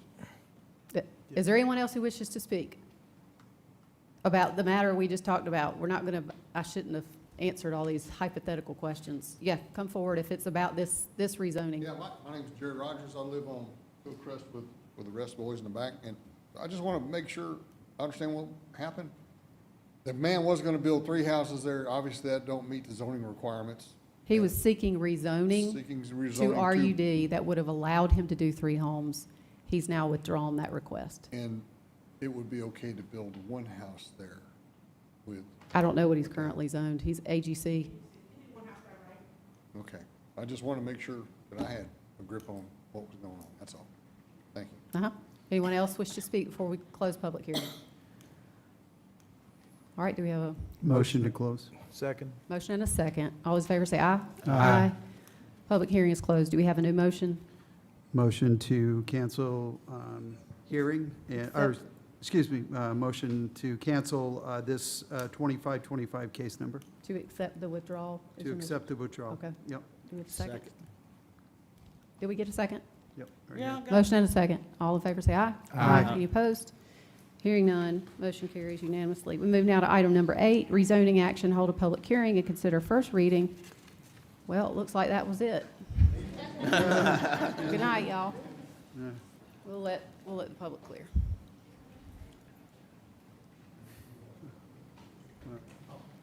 All right. Rezoning action, hold a public hearing and consider first reading case number 25-27, tax map number 65800000051 and 50 to rezone from RSF 30 to RMX 10, 24,000 square feet in District 1. Yes, so this request is taking 2 parcels. The top one there, 658051, is about 15,000 square feet. The one to the south is roughly 9,000 square feet. These kind of make up the intersection of Brian Kelly Lane and Sutton Road. They're proposing to go from RSF 30 to RMX 10. The reason for that is they're trying to reconfigure their lot lines, and that'll let them relocate a home and construct an addition to the other home that will remain. So as you can see, the diagram on the right, the blue kind of represents the new lot lines. Both of them would instead have access off of Brian Kelly Lane rather than off of Sutton. And that structure just to the south of the building, is very, very close to that primary dwelling as it is. And the idea would be to demolish that and build a new one on the new lot lines. So it is currently zoned RCF 30, as with much of the area, which is reflected in the future land use map, where we see this is mostly single-family residential. So we do recommend approval, despite it not necessarily being totally consistent with the comp plan and future land use map. Usually, single-family residential designation is for larger, less intense districts. However, as it is, like I said at the beginning, these lots don't total over 30,000 square feet, and therefore is no configuration of the properties that would conform to that minimum lot requirement. But the proposed development will not change the expected land uses or number of dwellings per acre, and will also remove an older home and have the curb cuts instead go off of Brian Kelly Lane rather than South Sutton Road. By a 4-0 vote, Planning Commission recommended approval with the condition, which I apologize, not on the slide, but the condition is to only allow for single-family detached homes and exclude things like duplex, triplex, and quadplexes, but that is not a recommended condition by staff. Any questions? Yeah, I just have one question. And you may have stated, I may have missed it. Are they accessing this property by Sutton Road, or are they accessing it by Brian Kelly? So currently, the property on the far right there is accessing off South Sutton Road. So, okay, thank you.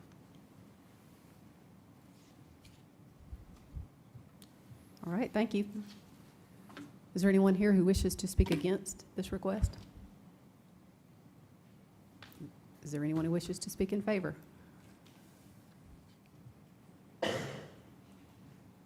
I'm Laura Hammerly, 339 Calming Way, Tegakay. I'm the owner of the investment company that's under contract to purchase these properties. I'm here on the behalf of the seller, actually.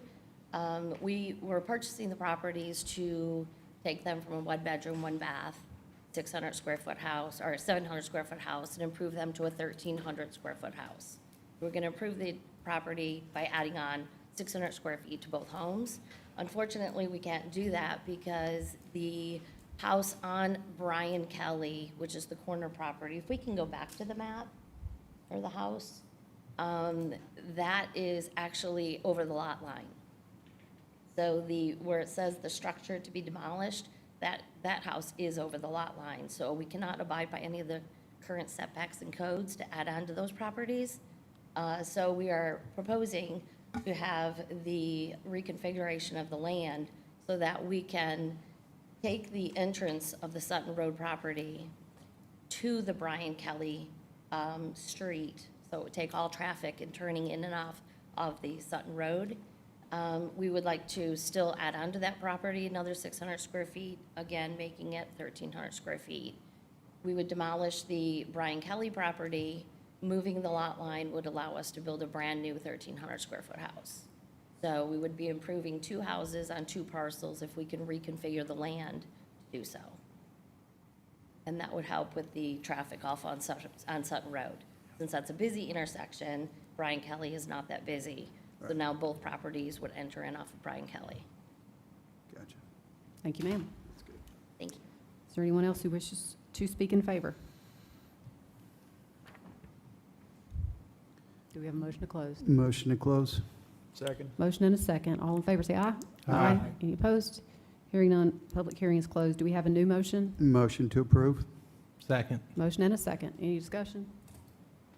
All those in favor say aye. Aye. Any opposed? Motion carries unanimously. We move now to item number 9, rezoning action. Hold a public hearing and consider first reading case number 25-28, tax map number 543-0000003-006 to rezone from UD to GC, 3.9 acres in District 6.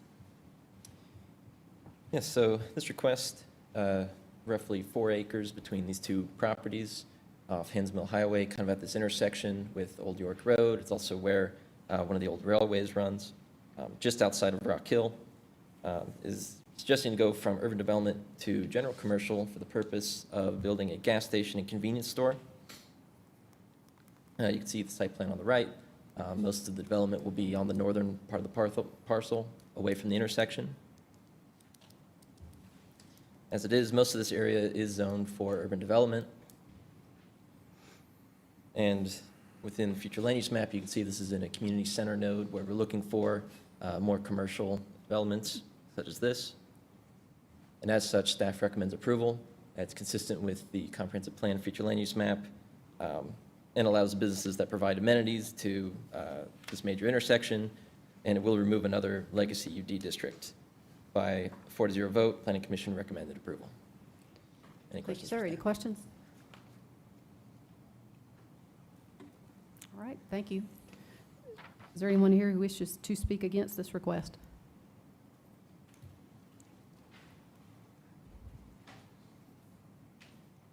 Robert Cook. I reside at 5234 Thornburg Road, property right behind this. I don't really agree with a gas station right there because you're trying to turn that whole thing into like a community area, like commercial. I think it kind of limits the rest of the residents in that area to have opportunity for commercial, you know, to exceed into that. I just don't see, I don't want to end up behind a gas station, pretty much. So that's pretty much all I got to say. Thank you. Thank you, sir. Anyone else wish to speak against this request? Anyone wish to speak in favor? Good evening, Council. Tim Heeline, 1830 Hens Mill Highway. I'm representing the two brothers that own the property, Lee Wynn and his brother Jeffrey. They've been in the C-store business or gas store business since they were born. There's a long family history. They run a lot of family members have the stations. They have the station caddy corner to it, which is just currently been remodeled. And it's a shell. And they're young, and this was their mother's dream of that corner. I sold her the property back 15, 16 years ago, and she knew the growth was coming. And I live up the street from that corner, and it's a busy intersection. I think a C-store fits perfect there, and I think the rest of that area is probably going to see development as well. That's it. Make it short. Thank you, So sir. thank you guys for approving that and just helping us with our family's future. Just appreciate that, guys. Thank you, sir. Thank you. Anyone else wish to speak?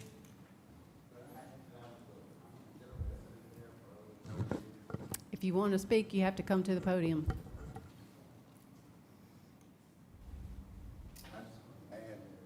I had inherited that property, and it's been in my family for over 40 years.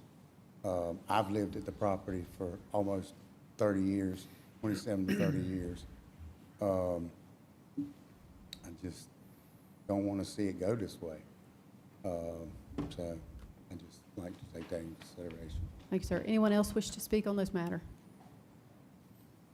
Motion to close public hearing? Second. Motion and a second to close public hearing. Any discussion? All those in favor say aye. Aye. Any opposed? Hearing none, public hearing is closed. Do we have a new motion? Motion to approve 2528? Second. We have a motion and a second. Any discussion? I'll make one quick comment, since this is in my district and very close to Tommy's district, right across the street. This is what's taking place out on 161 and 274 at the intersection, going back towards Walmart and even moving forward.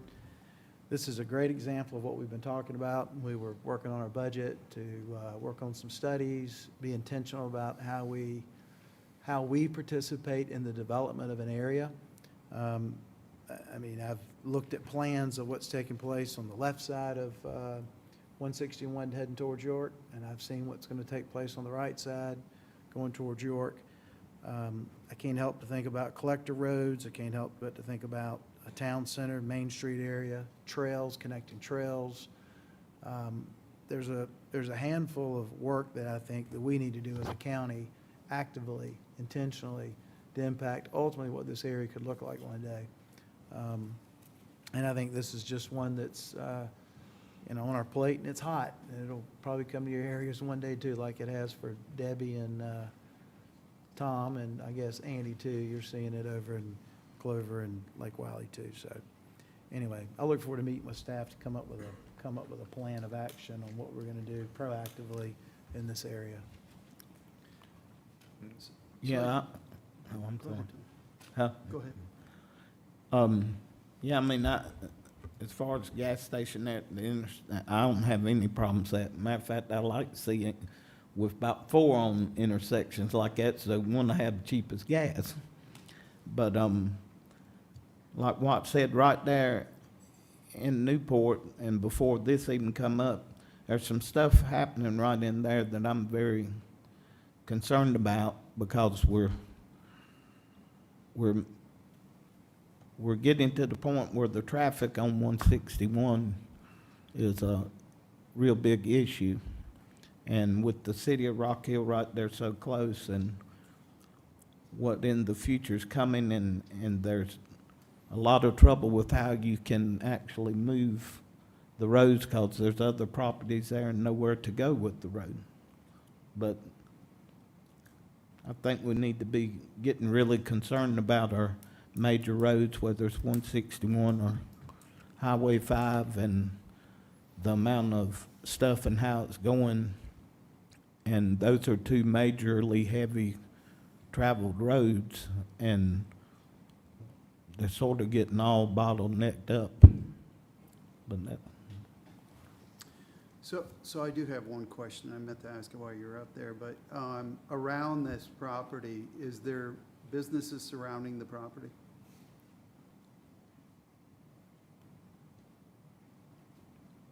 Yes, actually, around the intersection, there are quite a few other businesses. In fact, there is another gas station already present. You can see it a bit in the aerial there.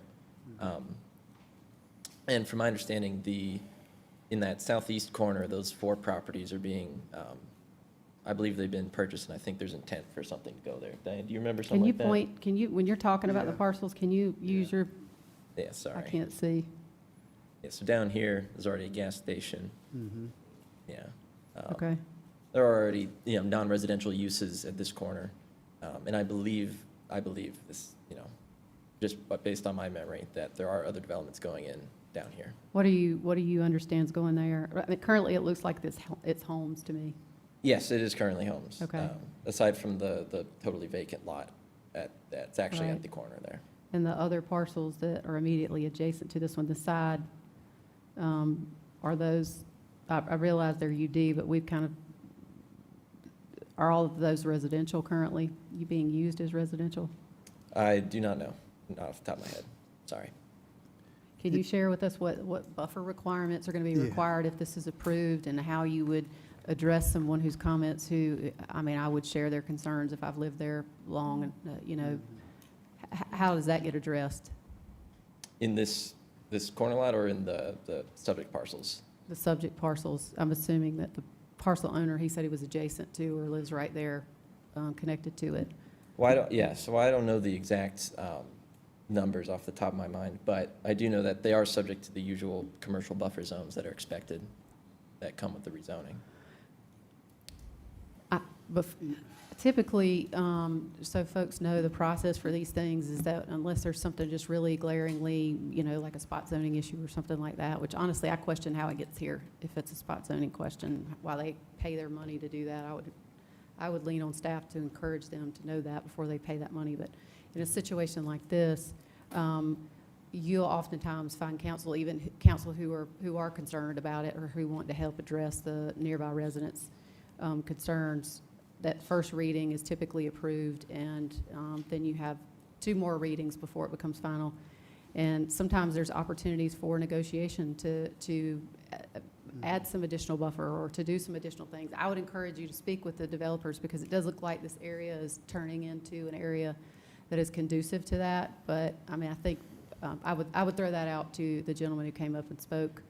And, you know, before second reading, I would at least like to personally know what the buffer requirements are going to be and what that's going to look like.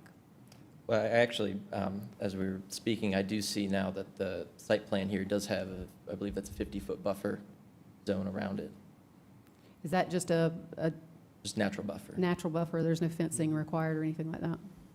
I don't remember the fencing requirements right now. Okay. Sorry. Thank you. Yeah. Yeah. Okay. Is that a standard buffer, though, the 50 there, or, and again, I have the same concern that,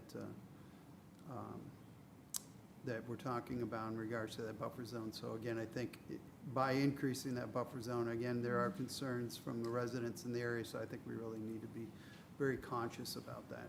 Make sure. Certainly. Yeah. I'll make a quick comment since this is my district. There are businesses actually on Hampton Ridge Road. There are businesses right on Hands Mill Highway. There's a cabinet maker right here on the top of your screen. There's a surveyor on the right side of 161. There are businesses scattered. The fire department's right there, Newport. So it's an area in transition, unfortunately. Thank you. Thank you. Does anybody have any other comments? You know, I really, you know, I support a gas station here. My only concern about this is the driveway location and the traffic in that area. I just want to make sure the staff takes care of getting that, because all those semi trucks line up in the mornings in the turn lane right through there to get into Carter Lumber. And at that case, you're not going to be getting back and forth and cross into the gas station. But I'm happy to have a gas station right there. But that's my concern. That driveway entrance is my only concern with it. Any other comments? All right. I support first reading. I do think that it's a good opportunity for y'all to speak, and I would encourage that. I think it's helpful just to be good neighbors. Different businesses are different. Convenience stores can attract different type of problems than other businesses that I'm seeing around here. I just think it's a good neighbor thing. I would ask you to do that. All those in favor say aye. Aye. Any opposed? Hearing none, motion carries. We move now to our old business, item number 1. Actually, we have no old business. First item of new business, council to approve a request from the York County Sheriff's Office to apply for and to accept, if awarded, SC Opioid Recovery Fund grant funding in the amount not to exceed $715,800 to implement a targeted evidence-based opioid use disorder response with the detention facility. Do we have a motion? Motion to approve? Second. Motion and a second. Any discussion? All those in favor say aye. Aye. Any opposed? Hearing none, motion carries. Item number 2, council to provide first reading of an ordinance to amend Chapter 35 of the York County Code of Ordinances to establish a local vendor preference requirement set out in new 35.009H and to provide for other matters related thereto. Motion to approve? Second. Motion and a second. Any discussion? None, but I think, Josh, you may have wanted to make a comment on the first. Oh, we were just gonna let y'all know on the first one that we're gonna work with everybody. So we do have SCORE funds available. We do have a number of partners that utilize the SCORE funds. And so we're getting to the point where the total amount of SCORE funds out there are going to be accounted for over the coming years. So we just wanted y'all to know we're gonna work with the Sheriff's Office, we're gonna work with the Solicitor's Office and Keystone, because as you put those three together, we're going to be really close to that total amount that we're getting every year. We want to make sure we're using the money. We think this is a great idea, but we also want to make sure all of our partners are working together. So we just want to make that clear in the first one we all voted for. If you have any questions, we're happy to answer that, but that's all I was going to share. Thank you. Yeah, thanks. All right. So the matter under current discussion, is there anything that you want to share under that? On the current one, that came out of F&O, so I was going to let Assistant County Manager Kevin Madden speak to the local vendor preference. Thank you. Mr. Audette, I figured this has been sort of your brainchild for the last year and a half or so, I think. Mm-hmm. if you want to give an introduction as to what's going on and what the committee came up with, I think that'd be appropriate. We also have Ms. Sheffield in the audience who worked with the committee to develop the ordinance that's before y'all. Yeah, this is, again, looking at how can we create a business environment for our community to get local businesses to participate and have an opportunity to participate in our projects is really critical. This program has been in place in other counties across South Carolina, and this is something that will help to attract local businesses to participate more in the bid process and allowing local businesses to have more of an opportunity to win these bids to move forward. So again, it's been an ongoing process. I appreciate staff and your hard work through this process. We're excited to implement this because again, it's all about creating opportunity for our local businesses to be able to raise their hand and have an opportunity to get these bids. So it's very good. Thank you. Can y'all share the highlights? I mean, what is this? Is this, how do you qualify for it? Is it just the highlighted portions? I mean, is this something that if you fall within a certain 5% that you can, if you're the second bidder, you're allowed to get it? I mean, are we following anybody else's example? Did we set their own standard? What was done, I'll give very high level, Mr. Audette, you can chime in. Yeah, I mean, it is, I mean, along those lines, in regards to, and there's going to be a variance on the bid if you are local, where there will be flexibility and to be recognized. I'd welcome, come on up, you could probably pull out the details more on this and talk through it. Thank you, thank you, thank you. Good evening, Madam Chair and members of council. Pleasure to be before you this evening. As you know, the council charged staff to devise a local vendor preference program.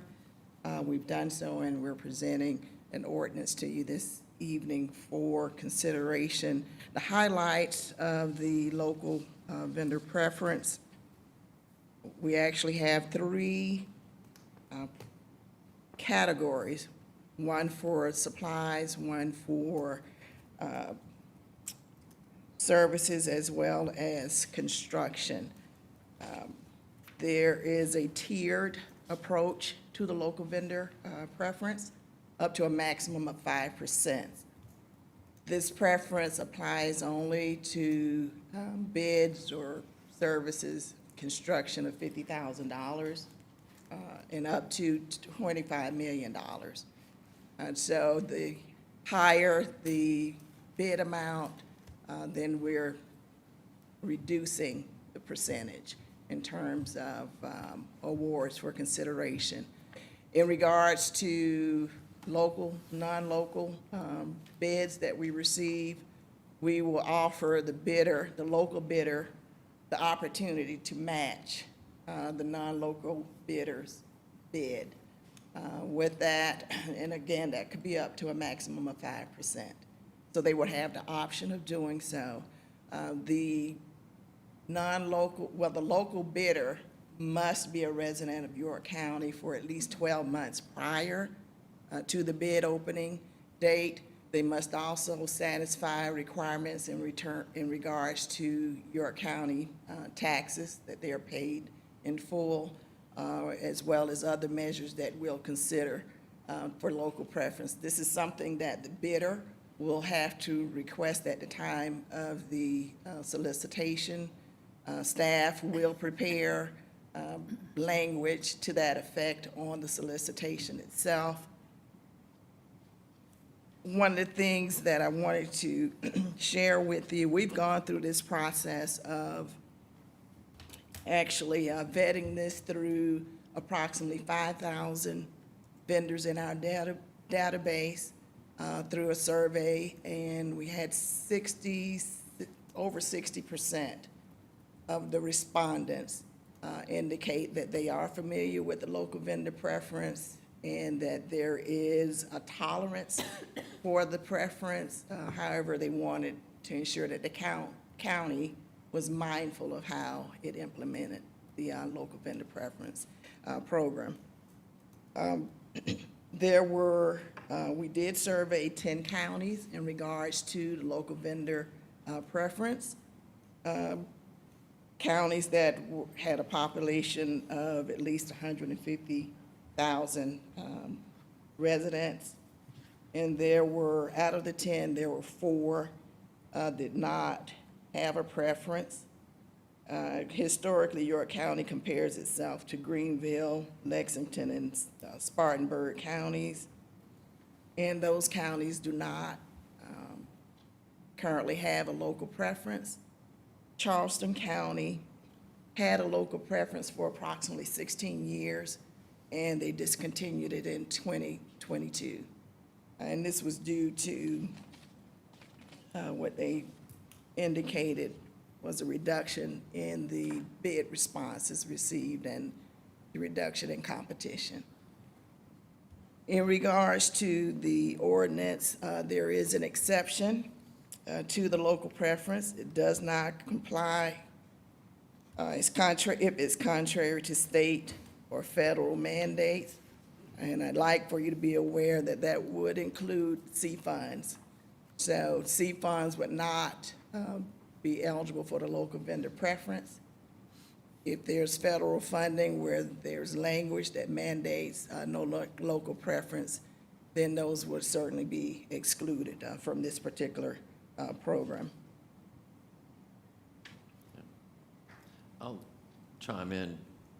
The balancing act between competition and capitalism, that's something we worked with the committee to ensure, and they adjusted those ranges and those percentages, and we looked at what worked and didn't work with the other counties to really, as Mr. Audette said, we want to maximize our participation from our local vendors, but we don't want to drive cost up by deterring competition.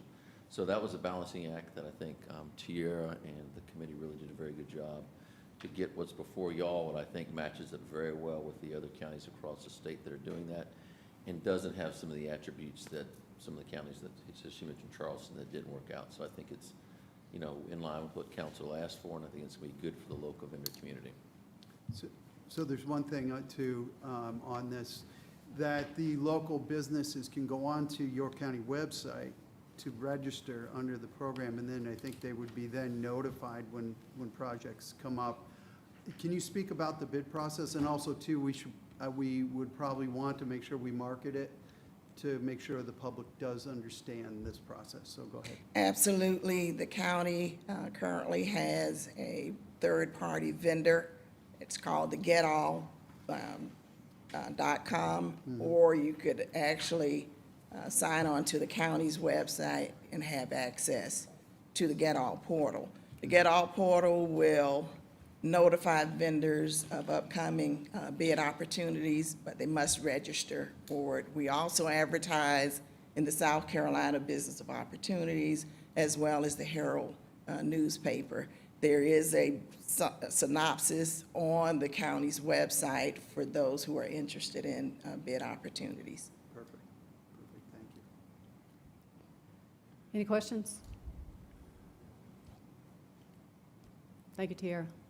Thank you. Do we have a motion? Motion to approve? Yep, who already made it? Watts made the motion. Tom seconded it. Second, okay. Any discussion? Any other discussion? I would like to have some, maybe like a one-pager, help me understand, like drill down on it. Looked like it was contained in a lot of stuff, and I'd specifically like to know, like, kind of just an idea of who these 5,000 folks were and what the feedback was that we got from the survey, and maybe just see the survey. I'd be curious to see that.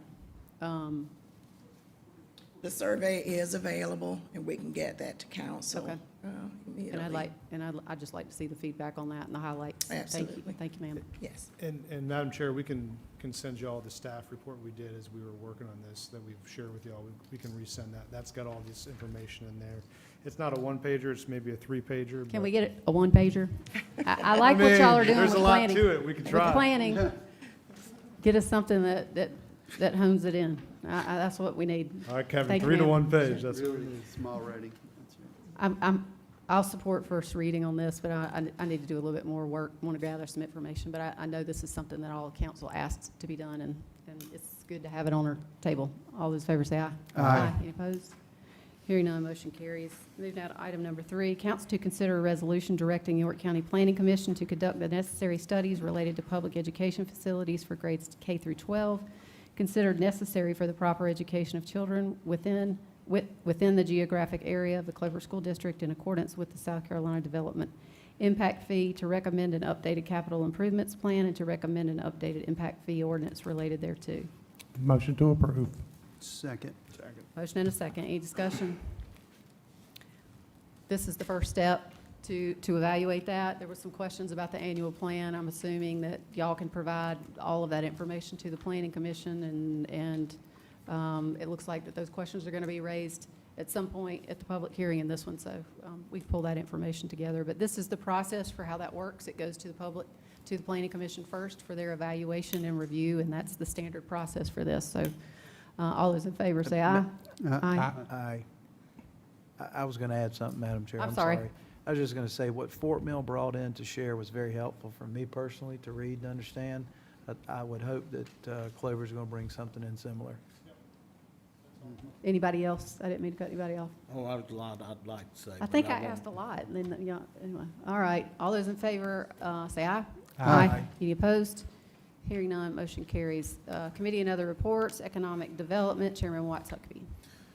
Oh, gosh, we had a meeting, we've talked about the, sorry, trail had a meeting. mix. We had our committee meeting, we talked about trail mix, which we'll be presenting to you guys. Mitch has done a great job putting that together. It kind of ties in agriculture, trails, where our business parks might be located throughout the county, certain types of business parks. How do we connect our industrial and business parks to our trail systems and our natural assets here in the county? Anyway, I think it's a pretty good plan, pretty good strategy. Creates a opportunity for us to be a little unique in how we go out and attract industry into York County. So that's really it. Thank you. Thank you, sir. Finance and Operations, Chairman Tom Audette. Yeah, tonight we had a meeting, 5:30 tonight. Present was Councilman Atkins and myself. We had several different approvals for committee seats. First one was for the Bethel Fire Tax District Board, and that was Billy Hare that was chosen. The next one was for Keep York County Beautiful, and that is a vacant seat for Stefan Ballinger, and also a vacant seat which was chosen was Christina Love for that position.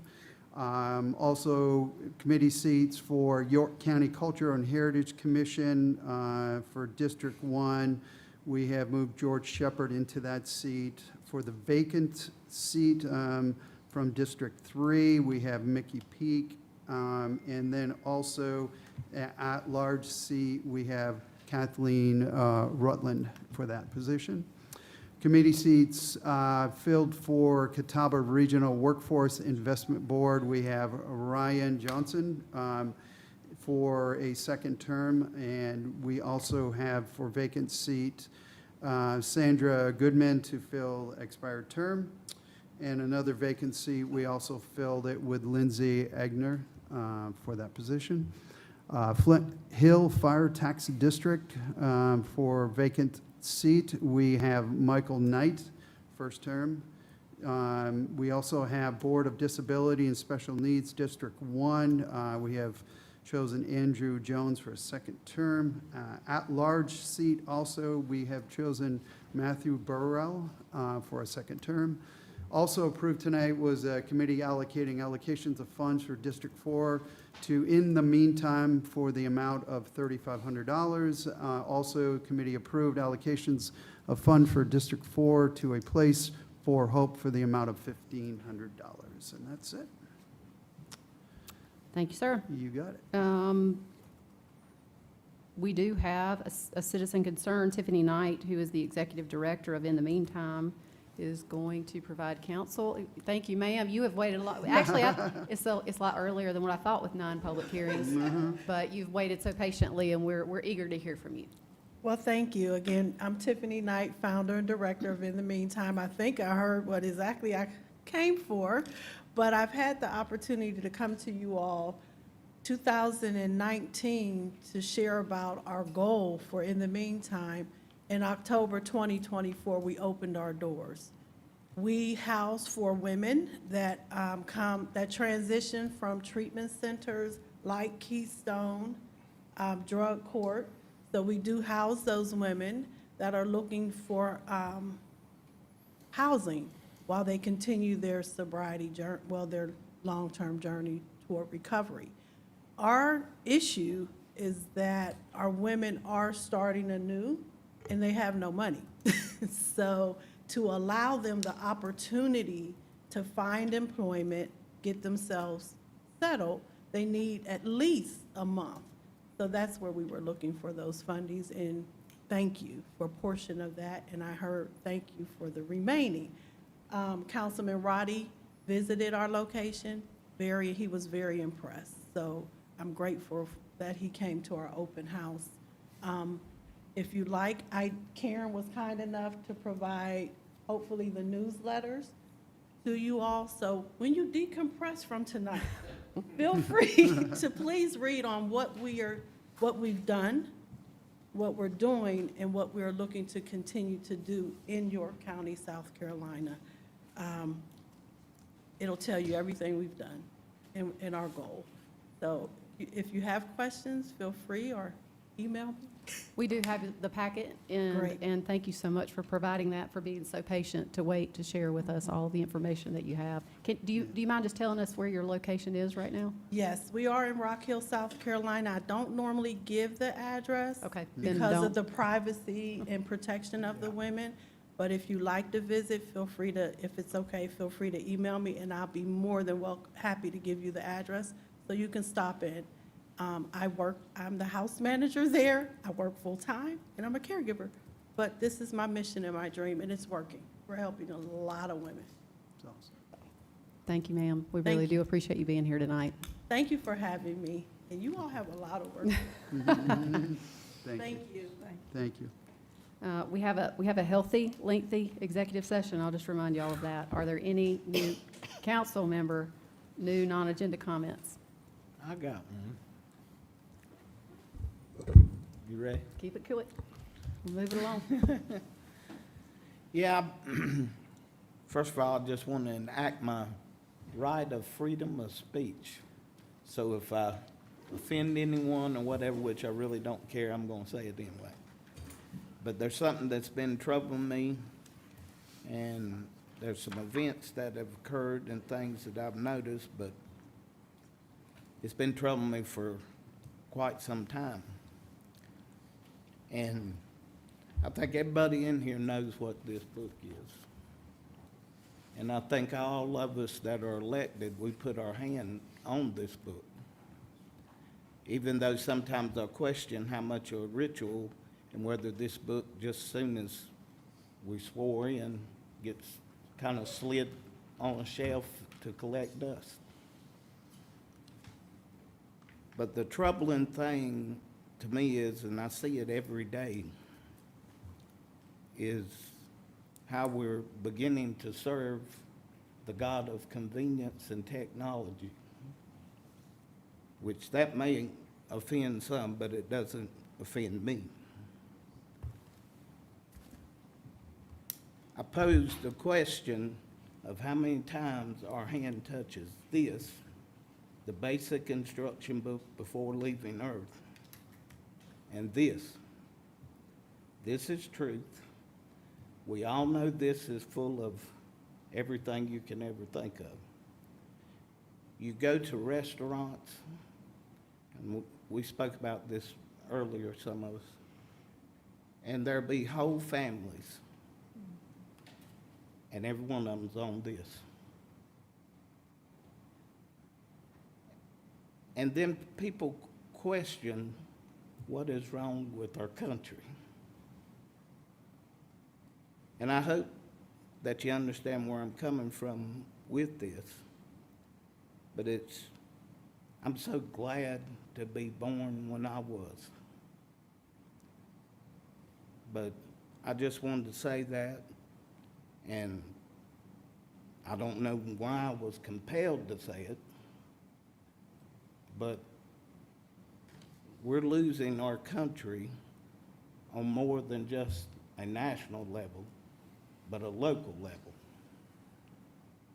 And it is really troubling because I grew up in a real faith-based family, hard work, a lot of ethics. And this is desensitizing us and taking our humanity away. And for those who want to say, well, it's just a tool and how you use it. Well, for those who say that, look how we're using this tool. But that's my comments. Thank you, sir. Anyone else? I'm going to say amen. Yeah, I second that. Amen, Tom.